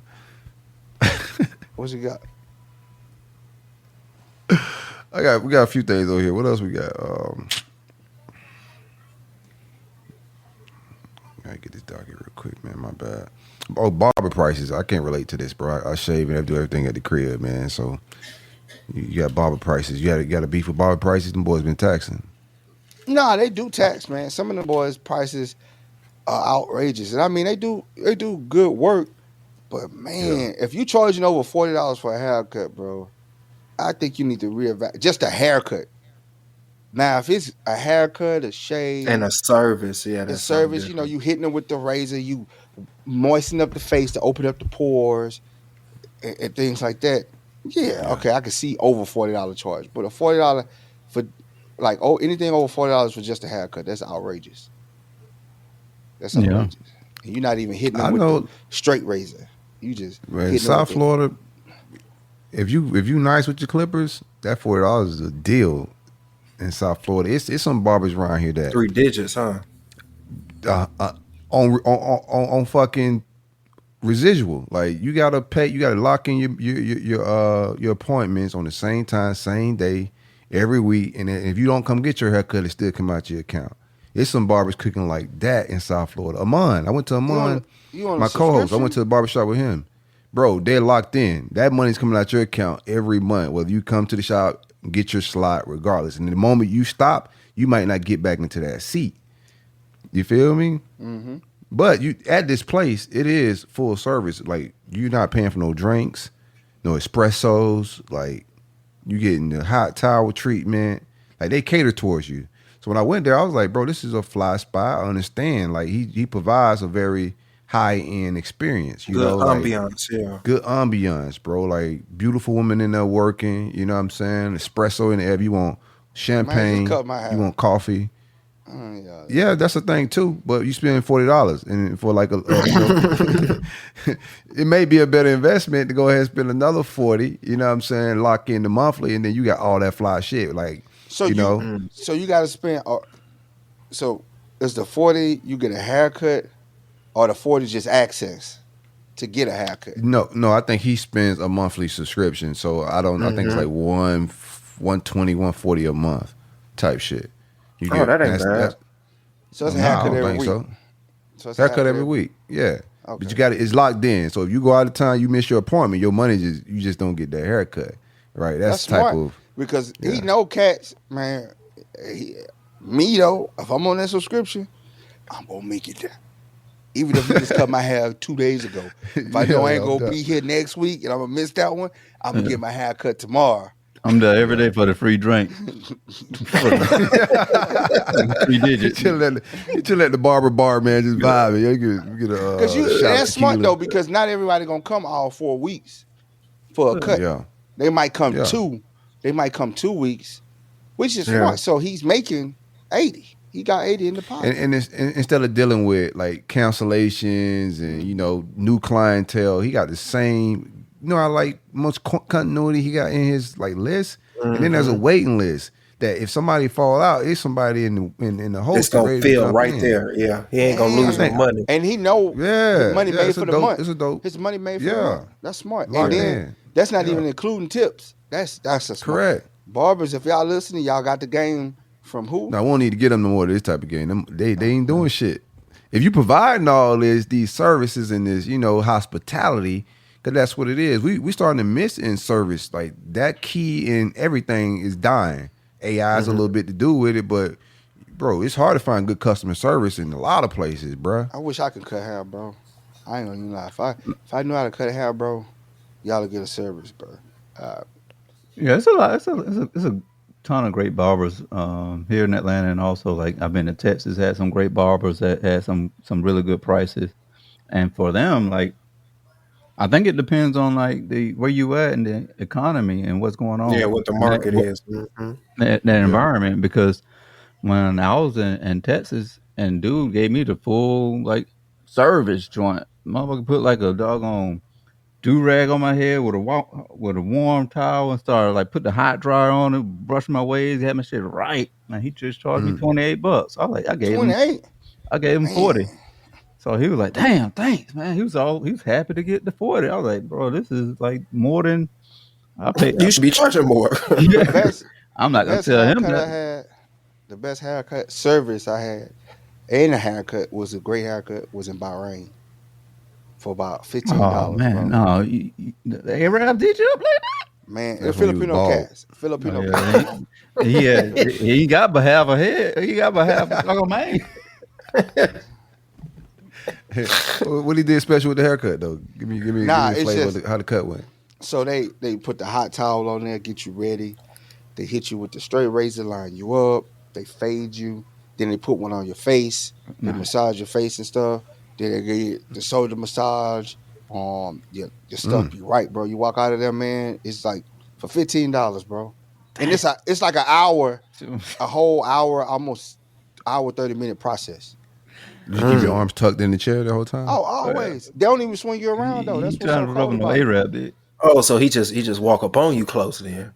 Nah, man, listen. I don't know what barbershop you going to, bro. But ain't no barbers on me close. Hey, I'm gonna ask y'all boys. It's happened, bro. At some point, it's happened, bro. That's why you keep your arms tucked in the chair, dog. I keep it tucked in. We talking about hygiene recommendations. Hey, you boys go to the barbershop, keep your arms tucked in the ride, man. Because when they spin you around, sometimes your elbow gonna hit their nuts, and it's gonna be awkward. The rest of the haircut gonna be weird if your elbow hit his dick during the cut. Now you need a new barber. Yeah, like you can't look him eye to eye no more. You can't go back. How that, man? Let me ask y'all this. You know, it's been some TV shows that talked about, because the barbershop, especially in the black community, that is like Cube ain't talking the barber is a family member. Cube ain't talking about the dick. Go ahead, my bad, bro. A barber is not in one, not in two. No. They was signing petitions and raising money to keep that bitch. Your barber watch you grow up. You know what I'm saying? Like in the black community, your barber watch you grow up. Used to. Not no more. You can't afford to watch them. Nah, we can't afford them no more. Clientele. I don't think barbershops got the same feel. Like from what the ones I visit, it's not like that neighborhood barbershop. Some neighborhoods still got it. They're going to suites now. Yeah. Where it's just that one barber chair, yeah. I mean, that's my experience. My partner got like a suite in his house where he do like private cuts, and that's where I go. You know, if I'm going to a barber, I go to his spot one-on-one. It's still a good vibe because we gonna get a haircut. Ain't no diddy shit going on, nothing like that. But no, my partner that cut my shit, he's gonna give me the full-fledged service, dog. One thing about my dog, shout out my dog Shamarcus, man. But yeah. Real shit. Like I walk out, my bald head slap different when he cut it. I'm gonna be real with you, dog. It may sound crazy. I put the Andes on my eye. I go with a blade. Real. Yeah. Nice little shine to it, cuz. That bitch be blinging, cuz. Do you put a do-rag on it? Y'all can respect bald heads too. Like it's a real community, dog. You can shit on us because we ain't got no. Like, hey, here's the thing though. You halfway in the community and you laughing at me, bro. Like you in a halfway house. Yeah, you one foot in, one foot out. Yeah, you one foot in, one foot out, man. You torn in line, dog. You laughing at me, bro. I just ain't been the beyond. Where you went to get the? He said the beyond fade. What's the country? I said beyond. What's the country? Belen. I ain't been to Bahrain yet, bro. To get Bahrain, Turkey. Whatever. That's what he said. Turkey. Oh, Turkey gonna give them the plugins. Yeah. I want some plug-in wicks. But nah, bro. Yeah, you get your bald head shit. Beard is what is really my focus when I go there, bro. You know what I'm saying? The only thing I don't like it when they start pulling out all the colors. No. I don't need no spray. You sure, bro? Yeah, no. I want to look just like I look, bro. Like let them grays flourish. Get that Beijing. Yeah, you ain't finna paint me, cuz. What up, Jay Reddick? Hey, quick question for y'all boys. Barbershop type question. Y'all ever been to a barber, like, you cheated on your barber, right? You go somewhere else, and them motherfuckers, they do you right. And then you go back to your old barber who you in cahoots with, and you like, ew. And you just try to explain to him what the barber that hooked you up with type deal. Y'all ever had that experience? Nah, usually mine be bad when I cheat on my barber, bro. I had to go. I needed a cut So I go to this one barbershop. They had fades on it. So I was like, okay, cool. And I broke the cardinal rule whenever you go into a brand new barbershop. Never go into the chair that's available. First chair or the chair? Nah, just the chair that's available. Cause see, they switched that up now. They don't. First chair usually is the shop owner, and that's usually full with his customers. You know what I'm saying? It's just that one dude that's sitting in his chair and he made eye contact on his phone. Yeah, and he like, "Oh, you ready?" I did that, bro. I just needed a cut. Man, that boy tore my head up, dog. Pause.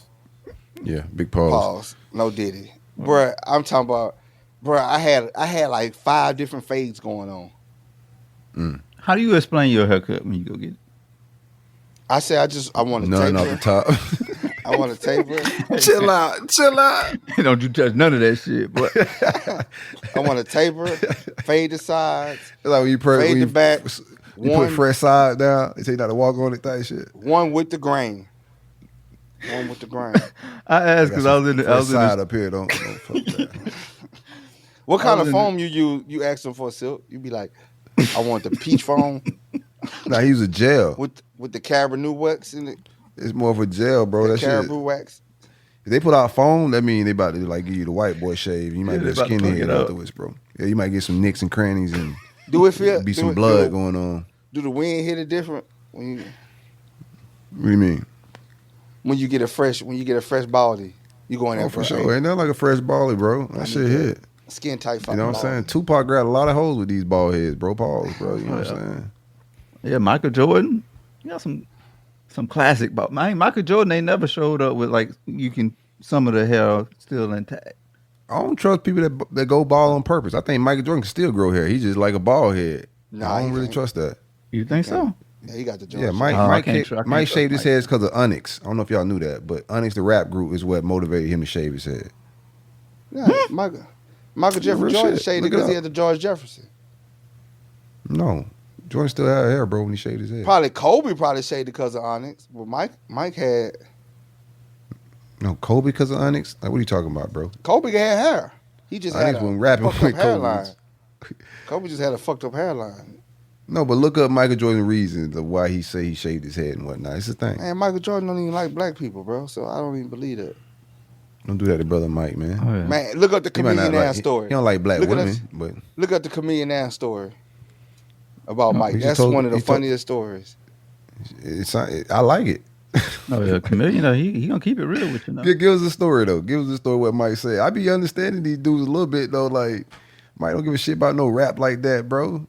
He's too rich. He's out of this world, bro. Like you gotta think. You gotta put things in perspective as well, dog. Like most of these rappers and these older rich guys, they don't give a shit about the culture either. That's why they be moving like capitalists and whatever. But Mike just kept it a beam. He went down for a whole lot of rap and shenanigans and whatnot. But I don't think he disliked black people. He got black kids. He's like, fuck you, Mr. Chameleon. You probably got on my drawers right now. He was right. What comedian? What are you doing right now? Average ass rapper trying to be with goats. Who? Comedian. Oh, he making money in tech, bro. He's in tech. Yeah, he's in He's Silicon investor, Valley. Bro. He's like a venture capital. Yeah, I know he's making money. Yeah, I know he's making money, but he ain't rapping no more. Is what I'm saying. Yeah, what's the greatest comedian? What's your favorite comedian song? Oh man, it's gonna be like the Webby shit. It's some freestyles. It's some freestyles. Camilitary man. They see me rolling. They head in. Yeah. Mike was right. That's what I'm saying. He came to Mike with his mixtape and shit. Like, check me out, Mike. You like, man, get this hippity hop shit out of here. Who let you in the party with this terrible album? Mike ain't want to shake this man's hand. Said no N words. What did Mike say? No N words. He just said no niggas. Yeah. What's wrong with that? That's crazy. Oh no, he said no niggas to the party. No, he don't shake hands with them. Oh, he said, oh yeah, that's foul. That's disrespect. But he shake hands with black people all the time. I don't believe Chameleon there. It's a difference. Yeah, it's a difference between the two. Yeah, Chameleon probably ain't washed his hand. He probably saw Chameleon that walking and peed and then washed his hand. He's like, yeah, don't shake. He heard the album. He was like, man, get your regular ass out of here, boy. Y'all ain't like work on your flow. Chameleon there? You don't have a favorite Chameleon song. You just I told you, they see me rolling. They see me rolling. That tells me everything I need to know. That right commercialized song, bro. But he had other hits. He had freestyles and stuff, man. With the Swisher House Boys. Yeah, give me your favorite comedian at bar. Let me know when he set the streets on fire. What he gave us. Man, Comedian Now got some bars, bro. I can't remember because I haven't listened to Comedian Now. Because I was on the well, you keep the reason why. hole, man. Listen, just hold on. No, I'm gonna tell you. Let me tell you. Let me tell you why. All right. So I grew up. Man. I grew up listening to SUC. He's the only comedian that fed in the whole world right here. Come on. Hold on. My bad. I grew up listening to SUC. So Who's that? they was from the South Side. Oh, Screwed Up Click. Okay. Yeah, they was from the South Side. They roll red. South Side roll red. North Side roll blue. So when Swisher House came out, I was kind of like, yeah, them boys tight, but I ain't really messing with it because I'm down. I'm with the South Side boys, Lil Kiki's, Zero, all them boys, Big Pokey. So you used to choose sides back then. You choose sides back then. Yeah, man, because that's all great Screw tapes. Because we like, man, Michael 5000 Watts trying to emulate what Screw got going on the South Side. They're repeating it on the North Side. And here comes Swisher House and everything. So it's kind of like a beef. You know what I'm saying? You couldn't get caught. Medium rare. Yeah.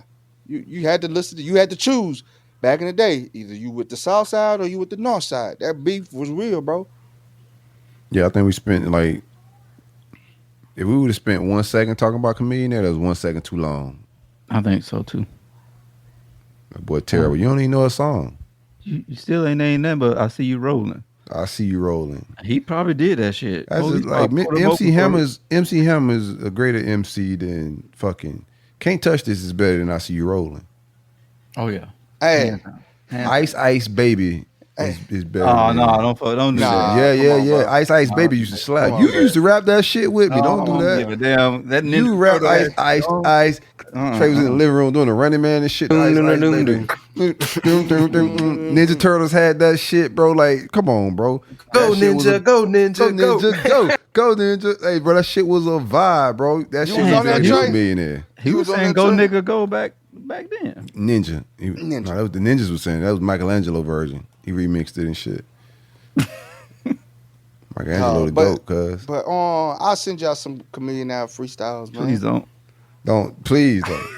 Bro, I'd rather put Stacks back in the group chat. Save your bandwidth.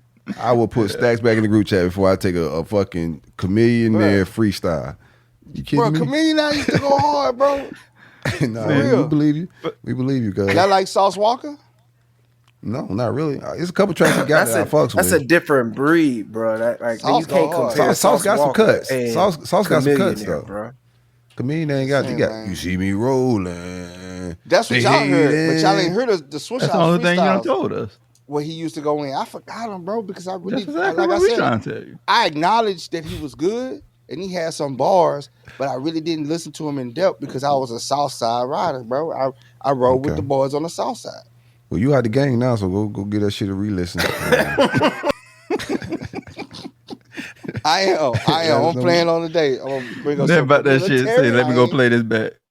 Hell no. I get in the car with you and you got Comedian Now on, bro. I'll let me out. Man, let me out the car, man. You playing. Him and Paul Wall, bro, they used to, it's Paul the Wall, police baby. on myself. I'm the people's champ. I swear. You got to text somebody, hey, man, if anything happens to me, I'm with Nova. License plate, MAGA 6'9". I got in here, he playing Webby and Comedian Now, bro. I don't know where he taking me. I remember one song was Before the Kappa, though. I remember that. Military and them went on that, bro. Telling he was clever and witty with his bars, dog.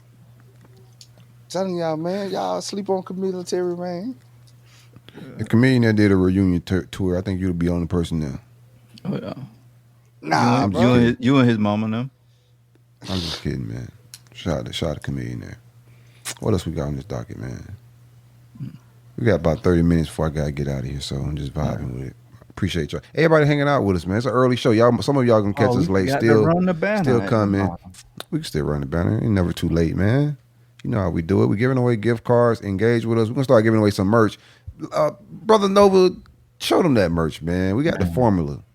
Diamonds plus the C. You get the logo, the cup, man. It's a Coach Uncut podcast. You don't get the dog tag. Pressure. You don't get the pressure makes diamonds, man. You know. Oh, you ain't gonna give him no free dog tags later on? once we go major, once we with close the cup, to them with the hours cup now. We emblem close. on it, yeah. Man, that's run us decent. back, run them hours as much as you can. Get us going in your rotations, man. We trying to get to that 3,000 hours. That way we can. What Nate send money? What Nate? And- You want me to send? We need the cash app rolling. Yeah, Like, he's we- asking we- where we- to send the money to. That's what he's saying. We got you, Nate. Yeah, I thought we getting everything together.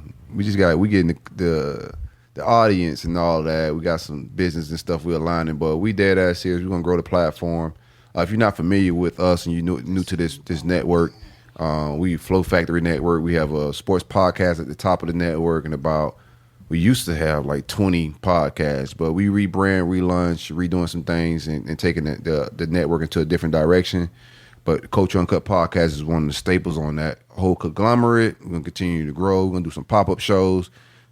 Miami, Cali, Texas, Atlanta. We're gonna be doing some things, man. So hang out with us, support us. If you have questions, engage with us. Let's do one topic, man, that I was thinking about. That I never added to the docket, man. How deep do you go into? Because I like to give we gotta give out game. How deep do you go into a woman's just culture and background before you start to get serious? Like how far, like as far as family research, mental health, like that's everything. Like how far do you dig before you say I'm an item or we're an item? Is there steps to it of that, like, transparency to start pulling those layers back? Or what would you suggest? Because some of us are already like married and in relationships. I'll go ahead and get mine out the way right quick. If we finna co-create, then yeah, I definitely want to know your history, because I want to know what I'm mixing and what all elements I is bringing to the table, so I know what I can do with it. But if we just, you know what I mean? Like if it ain't no creation involved, then like I ain't gonna say I really don't care, but it's like I'm not gonna be that invested. So it's just like whatever you is or whatever you do, then you know what I'm saying, that's on you. I ain't finna take that with me. What does that conversation look like though when you start pulling those layers back? So you like, oh yeah, so it's real life. I believe in, you know what I'm saying, honest communication and being upfront. So it's real life questions. So it's like, how do you deal with this? Or have you ever had a history of this? You know what I'm saying? I know you told me the other day that you was, you know what I'm saying, thinking real heavily on the things that's going on. Have anybody ever talked to you about, or you ever been in moments where you've been sulking for, you know what I'm saying, 2 consecutive days? Has, you know what I'm saying, any of your parents ever shown, you know what I'm saying, those type of characteristics where it's like they detached from, you know what I'm saying, what's going on? How do you work up out of it? You know what I'm saying? Or I just like to see how your family dynamics operate. How do y'all talk to each other? You know what I'm saying? What's y'all communication like? How do y'all express love with each other? Because then I know what you used to, you know what I'm saying? And if I need to try to introduce something else, how I'm going to be received. If y'all don't openly show affection, then I know me trying to show affection, you going to automatically reject it because that ain't your norm. You know what I mean? So this more or less kind of sort of like that. Like I'll really ask them questions because that's the only reason you're going to get to know.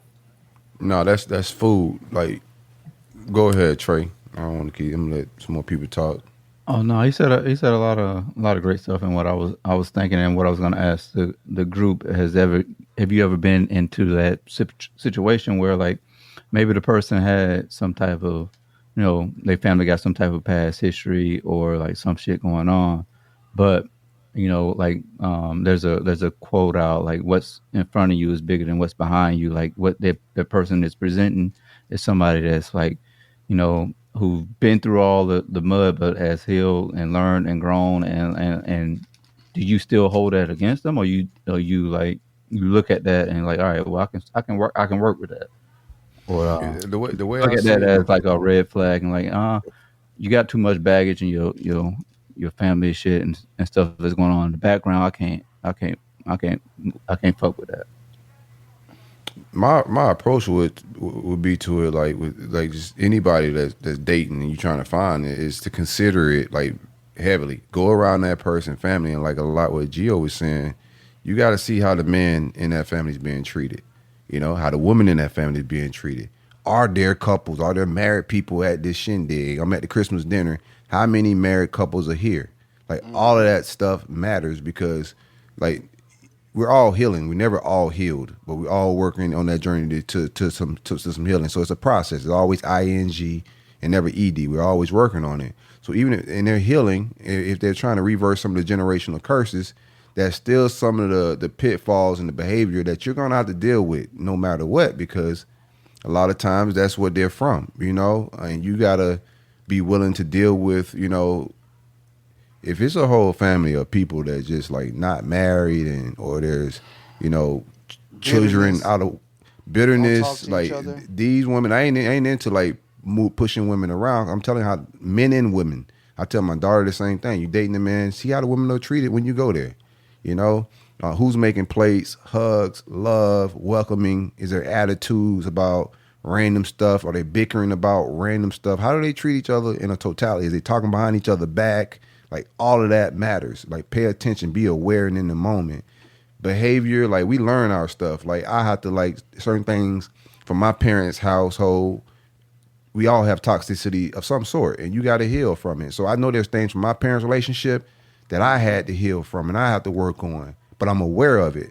Some people aren't even aware that they got to fix themselves from their parents' activities and the way their parents raised them. Some people think, oh, my mama was just crazy. Nah, if your mama was crazy and your mama got an attitude, and it's 9 times out of 10, you might want to search within and you might have those same traits inside you. Just, you just got to dig a little deeper. But I think it's very important, man, like to keep you a happy household, be aware of who you date in every capacity, how they deal with finances, how they deal with stress, how they deal if they get fired, every level, because that's who you're marrying. We all want to get better and we hope for whoever we with to get better and evolve, but you got to check history in every facet of life, not just politics and worldly stuff, but also family. Yeah, I think for me, what stood out when you said everybody, is working ing, it's never ed, but one thing that I had a conversation with a coworker, and it stood out, and she was dead right. Everybody's not working on themselves, and you got to understand that. Like she said, you may be walking around this world as somebody who's receiving therapy and trying to work on bettering yourself, but there's a lot of people walking around this world that need therapy and help, and they're not working on themselves, and you can't put their expectations and like how they will respond and do things on to like a person that's getting healing and working on themselves, and you can't expect that out of them. So you got to have some type of like understanding that, hey, maybe this person need additional help and they're not working on themselves. So I can't, like, even though I'm healed and I'm not gonna say healed because I am ing, I'm working on myself, but I can't look at that person and think that they are working on themselves, because a lot of people are not working on themselves. Yeah, some people walking around that don't even know their faults or don't know where to start. But like you were saying, when you dating somebody, you're dating their family, you're dating their traumas, you're dating their generation. So you need to know what you're walking yourself into. So you need to look at the landscape, those people that are close to them, that they consider family, how they interact with them. How does she talk to her father? How does she value her father's opinion or what he says? How does she interact with her mother? Because you could just tell from a sheer interaction if they respect them or not. If they don't respect them, how the hell you think they're going to respect you? If they don't even respect the people that gave them birth. And then you also got to look at, do their mama and dad got their shit together? Because if they don't, how can you expect their child to have their shit together? Or you're going to be stuck with the bill.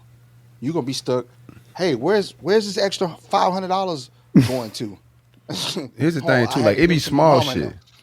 Yeah. No, it be small shit, though, too. Like, you find out, like, her parents sleep in separate bedrooms. Like, bro, that's a flag. Like, it's a small things. You got to pay attention to the entire culture of how the family operate. If it's togetherness, moving together, or is it divided? Is it, I do my thing, you do your thing? Like, what's the entire dynamics? Because you marrying that, bro. Like, whatever daddy issues she has, like Nova was saying, whatever mama issues she has, whether she know it or not, right? She's bringing that relationship, not just her boyfriend, her previous dude's relationship. She's bringing every single relationship to your relationship. Her childhood is going to affect your children's childhood. Like, you need to dig that deep. Like, what type of childhood she had, It's hard. Like, you got to do it in layers. That's why I was asking, like, on the approach. Like, at what point you're like, okay, I'm feeling her today. It's going to fly. Like, we having a good time. Love her vibe. She has a great personality. Good job. Seems like she's paying her bills and shit. Like, we kicking it. It's good. Everything's going great. but I need to know more about her. You know what I'm saying? I haven't been to her people's crib, so she hasn't been to my people's crib. So you got to start, peeling back those layers. I think at first in a subtle way. You know what I'm saying? Like, Yeah. you don't want to make it, hey, take me around your family so I can see how these motherfuckers move. Like, you can't be like that. You got to have some truth about yourself. Go check it out, and then once you see the flags, you can start assessing the situation a little bit. Yeah, Billy. Take it all in, bro. Yeah. Nat Turner wilding in the comments, man. He might be right though. He said she might be y'all might be surprised. She might be better today than Billy last year. So y'all might want to. Hey, nowadays, especially if they pass them laws where they can take the gender off the birth. I know what the real one look like. Oh, Miami and that. Yeah. So God laid them curtains a little different when he make a vagina though. The technology ain't really gotten there yet with the box switch out and the transfer yet. It don't. Not still, yet. From what I was told, technology wise, like cosmetic surgery, like it still don't. The curtains don't fall like that. From what I was told. Oh, they don't hang the same. No, it's different type. They got blinds. They don't have curtains. They got shutters. Shutters. I got hurricane shutters. We got the fishbowl. Hurricane shutters is crazy. Hurricane Got a peephole. Mm-hmm. Hell yeah, man. But that's real though. Like when you go to gatherings with family members and stuff like that, you gotta sit back. Don't try to hurry up and interact with everybody.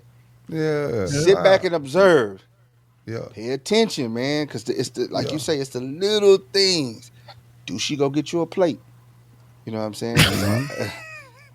That's key. That's key. Is the mama and aunties getting plates? No, like, I wouldn't get my own plate because I might not want to eat with. No, I'm at your people's shit. So like, cater to me a little bit. It's just like small things. Like the first time you come to my people's crib, I ain't gonna say I'm gonna make your food type shit. Yeah. You feel me? Because you may be uncomfortable, don't want to be up there, especially if you got a fat ass.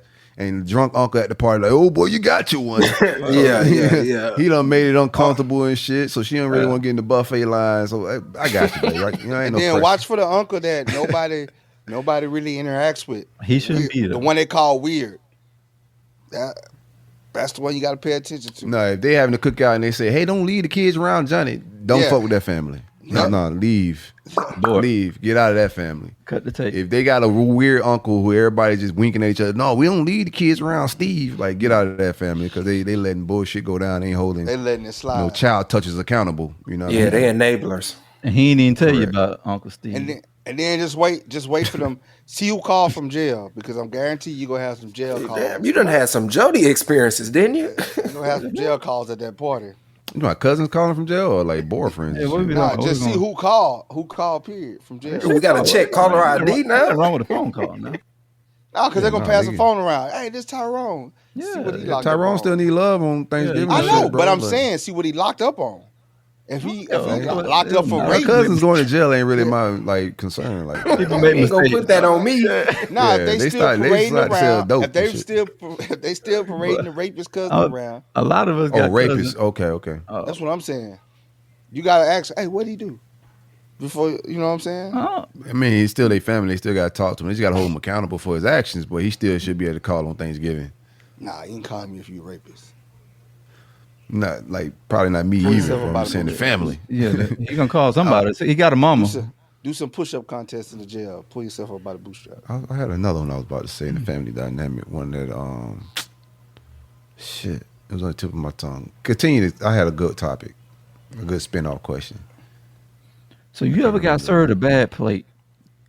No, because I'm normally standing right there. What's a bad plate?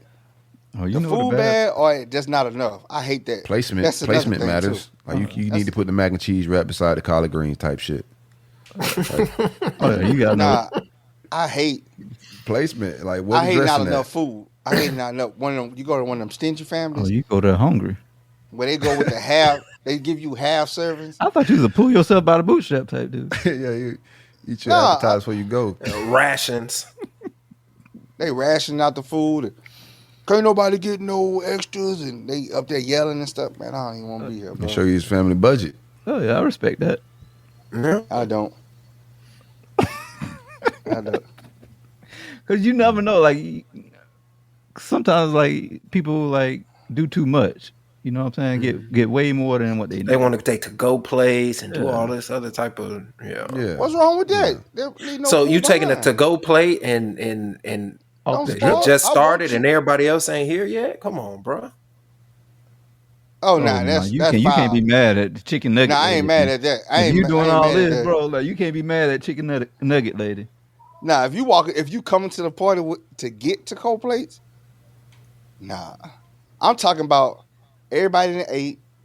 It's Oh, like yeah. an hour after they didn't start serving. Bro, take all that food to go. Do not leave none of this food here. Oh bro. yeah. Good hospitality will tell you that. Yeah, they don't want it Yeah. at the house no more. And also, like good hospitality, tell you your shit ain't good if nobody's taking it home. Yeah, y'all don't want no more of this. Nah, they go put that. I'm Look, they full. put it upside down in a trash can. When I'm We trying disgusted to with save the it food, for I you, just bro. leave mine up and throw it in the trash so you can see it. I just watch everybody. If I'm at a new family, I watch what they get. If they skip over the potato salad, because they go, "Hey, who made the potato salad?" "Oh, Auntie Faye." They go, "Oh, okay," and they just skip over it. You need to skip over it too. No, maybe they taste buds ain't up to par. Nah, you don't eat everybody potato salad, Gio. No, I ain't even gonna worry about who made it if I'm visiting you.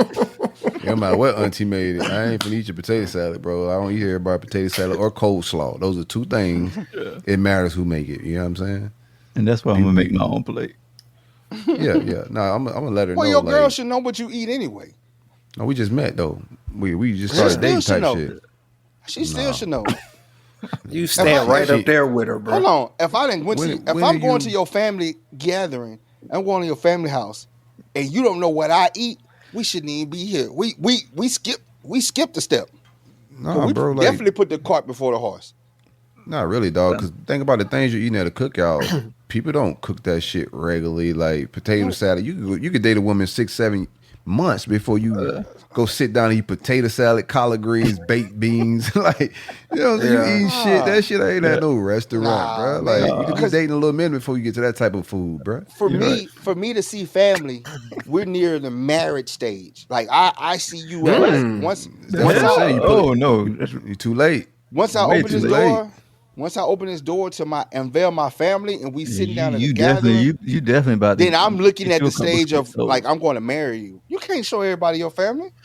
You can't bring every girl You around need your you family. need too early. That's what I'm saying. Like, that's why I was asking. Wait, when And you it's pull never these too layers late. back? I'm glad we. I can walk away from it. Like, we ain't married.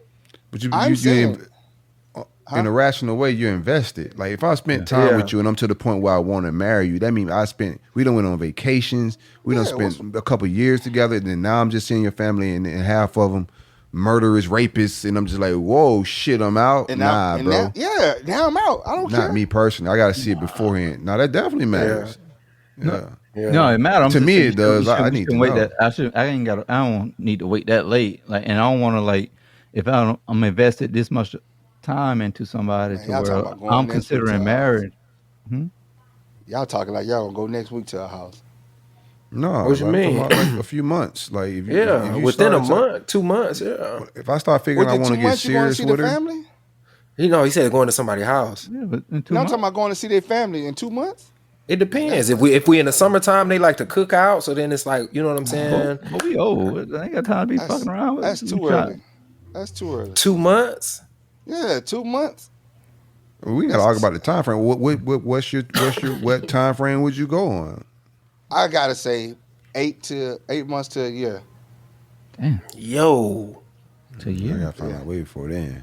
Yeah, I'm gonna go see. I you. mean, a lot of time. you're gonna talk to the family in the background. They're gonna be like, "Oh, Silk over here. Oh, hey, Silk, Oh baby. hey." no, I can't that wait. don't happen, bro. What you talking You know what about? I'm saying? You got to go meet these people, bro. I don't like a couple Man, months is like the 2 first. months I'm not in. minding a month. Like I need to start meeting your friends. I need to know what your circle's Well, like, not just when you Yeah, with me. Because friends early. Yes, friends are the 2 month mark. Family though, that's man. Shit, fam. yeah, Family give might some be more game to why you important. need to do it because yeah, you got to go fairly early. You ain't got to show up on the premises of this is my old lady and we finna build. Nah, we friends. We kicking it. Like this is a part of dating and courting each other is getting around each other's circle a little bit. We just vibing. It's no serious, this is my boyfriend. This is the guy I'm dating. Bring him to the cookout. You know, they may get crazy with it, like her aunts and uncles maybe, what happened to Gregory? That type of shit. They be like, damn, you know what I'm saying? this Try the third one you done brought in 3 months. And that's cool. But you got to bring around your crazy to the ladies and dudes. You got to bring around your crazy ass families for they can see if they can vibe with what y'all got going on and vice versa. You want to know what people got going on because, mental illnesses and character flaws, behavior flaws, good and bad, behavior shit comes from family. So she could be hiding some shit, playing good girl, got her mask on. You get around there and you see her mama just causing straight hell. You're like, man, I don't know. Your mama cut your daddy out about everything, bro. I might need to watch some shit around here. Yeah, and vice versa. Like on the same note, like you can bring around your family that around that same time frame. They might catch something like, hey nephew, let me. Right. You missed. Yeah. Right. But you waited a damn year out, and you're deep in. And you now you gonna sit there and try to go back and forth. We not married, bro. And she gonna be emotionally attached, bro. Yeah. She gonna do reverse cock girl for a year. You ain't finna just let her go. Now you gonna just deal with the fucking bipolar shit. Tell him, Silk. Tell him. No, no. Reverse cock girl go crazy. That no hand gawk. Man, now you just gonna deal with the toxicity because she could do it with no hands. Don't even need her hair tied to the back. Yo, she's talented. I'm just saying, man. You got a little going downstairs. Woof. That's so. For me, that's that final phase. That's that final phase. I was gonna let you know, bro. That's that final phase. Yeah. So good. We gotta finish this conversation. I don't think it's done, man. That's an ongoing one. I like you, Gio. What's you say a month, 2 months? Trey, what's if I'm rocking with you, yeah. What's yours before you go meet all the family? Oh yeah, I'm good. I'm cool with a month to 3 months, bro. Yeah. Man, y'all done brought a lot of motherfuckers around the family, boy. Nah, cause I don't. There we go. Yeah. Like that. You might not make it. You might not make it to that stage yet. You know what I'm saying? My intuition is on key, boy. Like I ain't bringing everybody around my family, so when I do bring you around, it's something that I care about. So, yeah. My mom has seen maybe 4 chicks. My parents. My mom has seen 2. Yeah, come in the house. They've seen some pull up in it. There's a girl out there in the driveway. That type shit. But damn, do you walk in the house? She's got a whole car. Yeah, just my 2 co-creators. That's it. Shout out to that. You brought your concubines to your mama, huh? No, I can't bring the whole crew. Mom's still tradition. Yeah, mom ain't that. All these people. That boy brought the whole tribe. All y'all with him? Come here, let me give y'all Bible study real quick. Moms ain't fucking with that shit, boy. Well, black mama can't wait to give you a Bible study. I don't care who she worship, boy. She get ready to tell your ass about. Boy, my mama would have been like. She put some holy oil on all their ass as they come through. My mama would have been like, ain't no way on God's green earth you bring it to a boy. I don't know what they got into you, but it's about to get up out you. We about to have prayer session. Yeah. Shit, my mama wouldn't play nothing like that, boy. Hell nah. I wouldn't even fix my lips to even tell. No. Man, I was married and I was still a virgin. That's how scared I was. All right, yeah, we got to bring this conversation. What? We got on next week on Tuesday. We're gonna talk about lying to people. I ain't lying. It's just hey, my mama ain't play them games, man. It was 3 girls actually that I brought around. It was 3. It's a lot to unpack. Yeah. High school sweetheart. One girl I was dating serious for a while, and then my ex-wife. Shout out to that, man. That was it. My mama, boy, she didn't play that game, boy. Damn. Mama, so you one of the few that got married when you was a virgin. Mm-hmm. Shout out to that, man. Mm-hmm. Boy, no damn virgin. I'm gonna tell you.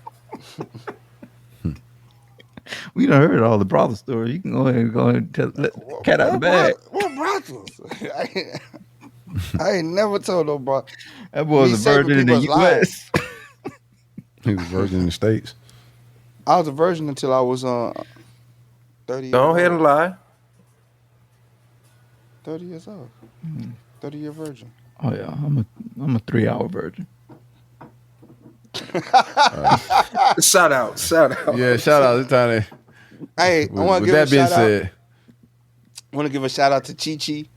She ain't here tonight because her and her husband Chichi Nate, Rodriguez. they having their seventh year anniversary. Oh, doing So something they out freaky. there. Yeah, they out there. doing Tony. donuts. Yeah, so happy anniversary, Chi Chi and Nate. Y'all keep doing y'all thing. Anniversary, 'cause tonight will be. What happened to Quinn? Quinn ain't. We ain't going at our Quinn- regular time, bro. We off Quinn our probably regular at block. a rodeo or something. Yeah, shout out to Quinn, man. Was she the one? Was it her or Chi talking about scissoring last show? It might have been Quinn. She definitely got her scissor bag. I don't know if you caught it. We're gonna have to bring that back up. Yeah, a little scissor action. Oh yeah. You need to figure out how that science of that work. I've seen it, in my porn watching days, so I kind of know how it works. Friction thing. Correcto. Oh yeah. It takes a little time. Shout out to the mother of my kids. She out there hustling the kids around from track. Oh boy, I thought you were about to go down soccer, to football practice. She out there doing it. She be moving them as a unit, bro. Love. I'm about to smoke big weed. Oh, before we get out of here, that Future album is crazy. Man, that junk trash. Man, you on rocks, boy. You smoking. That first shit they dropped, wasn't feeling it. I was not feeling it. But the still don't trust you. The still don't trust you. Listen here, boy. That boy sprinkled some crack rock in that shit. It's fentanyl in that shit, boy. Yeah. What are y'all listening to, bro? Like I listened to this and I'm like, he is rapping about the same thing over and over, and it's the same. No, he ain't even tempo, rapping and I'm sitting there really like, though. No, it's he R&B. harmonizing. It's more I got the melodic. codeine in my blood. No. He does talk about drugs in every song, but he talking a whole lot of fly shit. When he said, "I just came to the party to show outfit type shit," what he said? That's my shit. Man, we came to the party. Woo, that's my joy. Anywho, bro. I tried, bro. For 2 days straight. I tried to listen to that album. Man, you like Chameleon, so we know you ain't gonna fuck with it. Man, back We to ain't the taking your future, musical man. taste. Fuck all that Chameleon that talk. Listen, I listened, cause bro had to text me a couple on. I said, I'm gonna get to this shit, man. So I get in the car, I'm heading down to Miami. I put that shit on. I said, God, that bitch. It's so long, pause, that I ain't finished the whole shit. It's like a side A, side B, but I'm sliding down to Miami. I'm like, bro, this shit rocking. I'm mad that I told them boys I wasn't fucking with Future. That first tape wasn't my vibe. So, bro, I get to the little shit Soho party with the fucking Marleys. And this is a private party, so they ain't got no real ass DJ in there. So the DJ that they did, hey, I could tell like some family friend or something. This man just put the Future album on and walked the fuck away. And that bitch was groovy. I mean, that bitch like, oh, he just letting this shit ride and shit here. I'm telling you, bro, that shit, it's a vibe, Nova. Bro, I was No, we trying to put you on the game for summertime. I'm trying to, dog. Everywhere you tried. I looked yesterday when I was that shit tough. Riding down to San Diego, bro. I had the Future playing and I was like this. I think you played like the 45 first minutes one. I think later, you bro. I probably said, played man, the first turn one, this bro. shit off, bro. What kind of speakers you got in the car? You got Bose? Yeah. You got Bose? No, I don't have Bose in this car. What you got? I don't have. It's in the Tesla. It's a very. You got some Pioneers? Yeah, Pioneers used to be the shit back in the day now. Solid 4x9, 6x9. Man, that shit. I ain't even put that shit on because when I got home last night, I listened to it a little bit when I got home. I told bro, I put in the driveway about 11. I said, I'm about to put this shit on and vibe about watching boxing. But I couldn't crank it up like I want to on the subwoofer at the crib. So I ain't even gave it the house test yet. But the car test and music just hit better at clubs too, man. And like parties and shit. Bro, that Future was fucking like melodic. He talking about, spending time with women, that type of shit. Ain't no murderous shit. My only gripe is the drug reference. Like every record, every verse is some drug reference about popping a pill, Percocet, a lean, pouring up a 6, and that type of shit. But other than that, he talking that shit, boy. I just cause I like the love aspect. I ain't trying to go shoot nobody up, sell drugs. It's all about I'm trying to.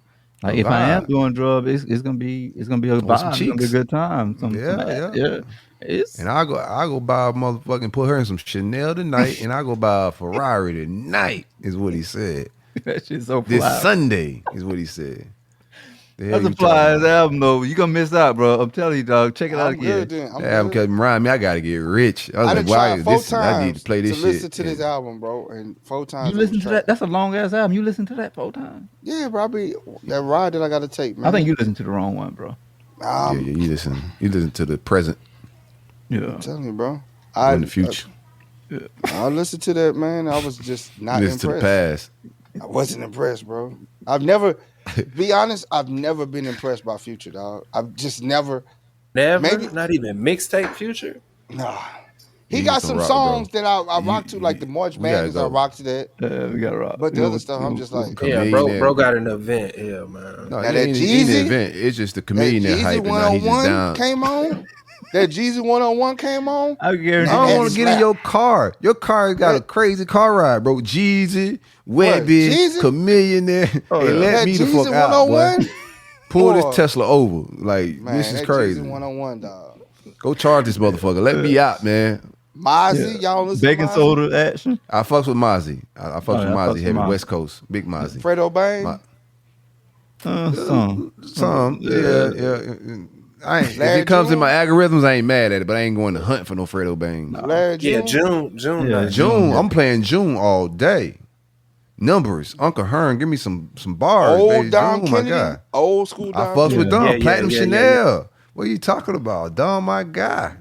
Fucks with Dom. Like, He's trying to redeem himself from a Chameleon. That's what he's doing. Yeah. Nah, I get in the car with him now. But if that Chameleon, that shit come on, pull up to the charge station at the Tesla spot and let me out. Goddamn it. Charge it. All right, man. Have fun at the party, man. Let us know when you make it out safe. Already. I might be able to take pictures of this one. I'll let y'all know. No after party, man. I gotta take the kids to the car loop in the morning, bro. I gotta still be a dad. So fire up a big J for me. They be like, we got a point at the mansion. Don't go, bro. You know how I move. Don't go to the mansion party. Bro, it's like last night, dog, before we get out of here, dog. So, bro, I'm having a great ass time. So I did get invited back to, like, some after party vibes to hang out. And I was like, nah, I gotta get home to this fight. That's what I'm thinking. I gotta get home to this fight. I'm an hour away from Miami. So I was like, I gotta get back to the crib, watch this fight, and I got dad shit to do in the morning. So let me vibe, hang out. So I'm taking the homegirl Drea back to. She wanted to go grab some food. So we went by Tracy Howard, which is another homeboy, that former ball player. He has a food truck. So she wanted to swing by, get some food from him, just networking. So we leaving that. She's like, do you want to go to the last event? I got access to the Boss Man D-Lo and Sexy Red show. I said, hell no. I would love to meet Sexy Red and Boss Man D-Lo. They got to be doing business hours. Oh, yeah. But what? I bet you're stinking now, boy. Oh, hell yeah, it is. Boss Man D-Lo and Sexy Red in the same building? Bro, this shit combo. You know the... Oh, yeah. That's not a good combo. That's a lot of dingy. There's a lot of dinge. For sure. Flea market at the top. Bullet wounds, stretch marks. I fuck with stretch marks, but I fuck with Boss Man D-Lo, but partnering with Sexy Red at 3 o'clock in the Probably morning. had shrimp cocktail. Yeah, that ain't it. Come on, Nova. So they probably had what? Shrimp cocktails. Oh yeah. All right, we out. It's time to go. Off the dribble. That's it's time to go. Appetizer. Hey, peace, love, and blessings. We'll be back here on Tuesday. Y'all pull up, hang out with us. It's the Culture Uncut podcast, and we kicking that shit.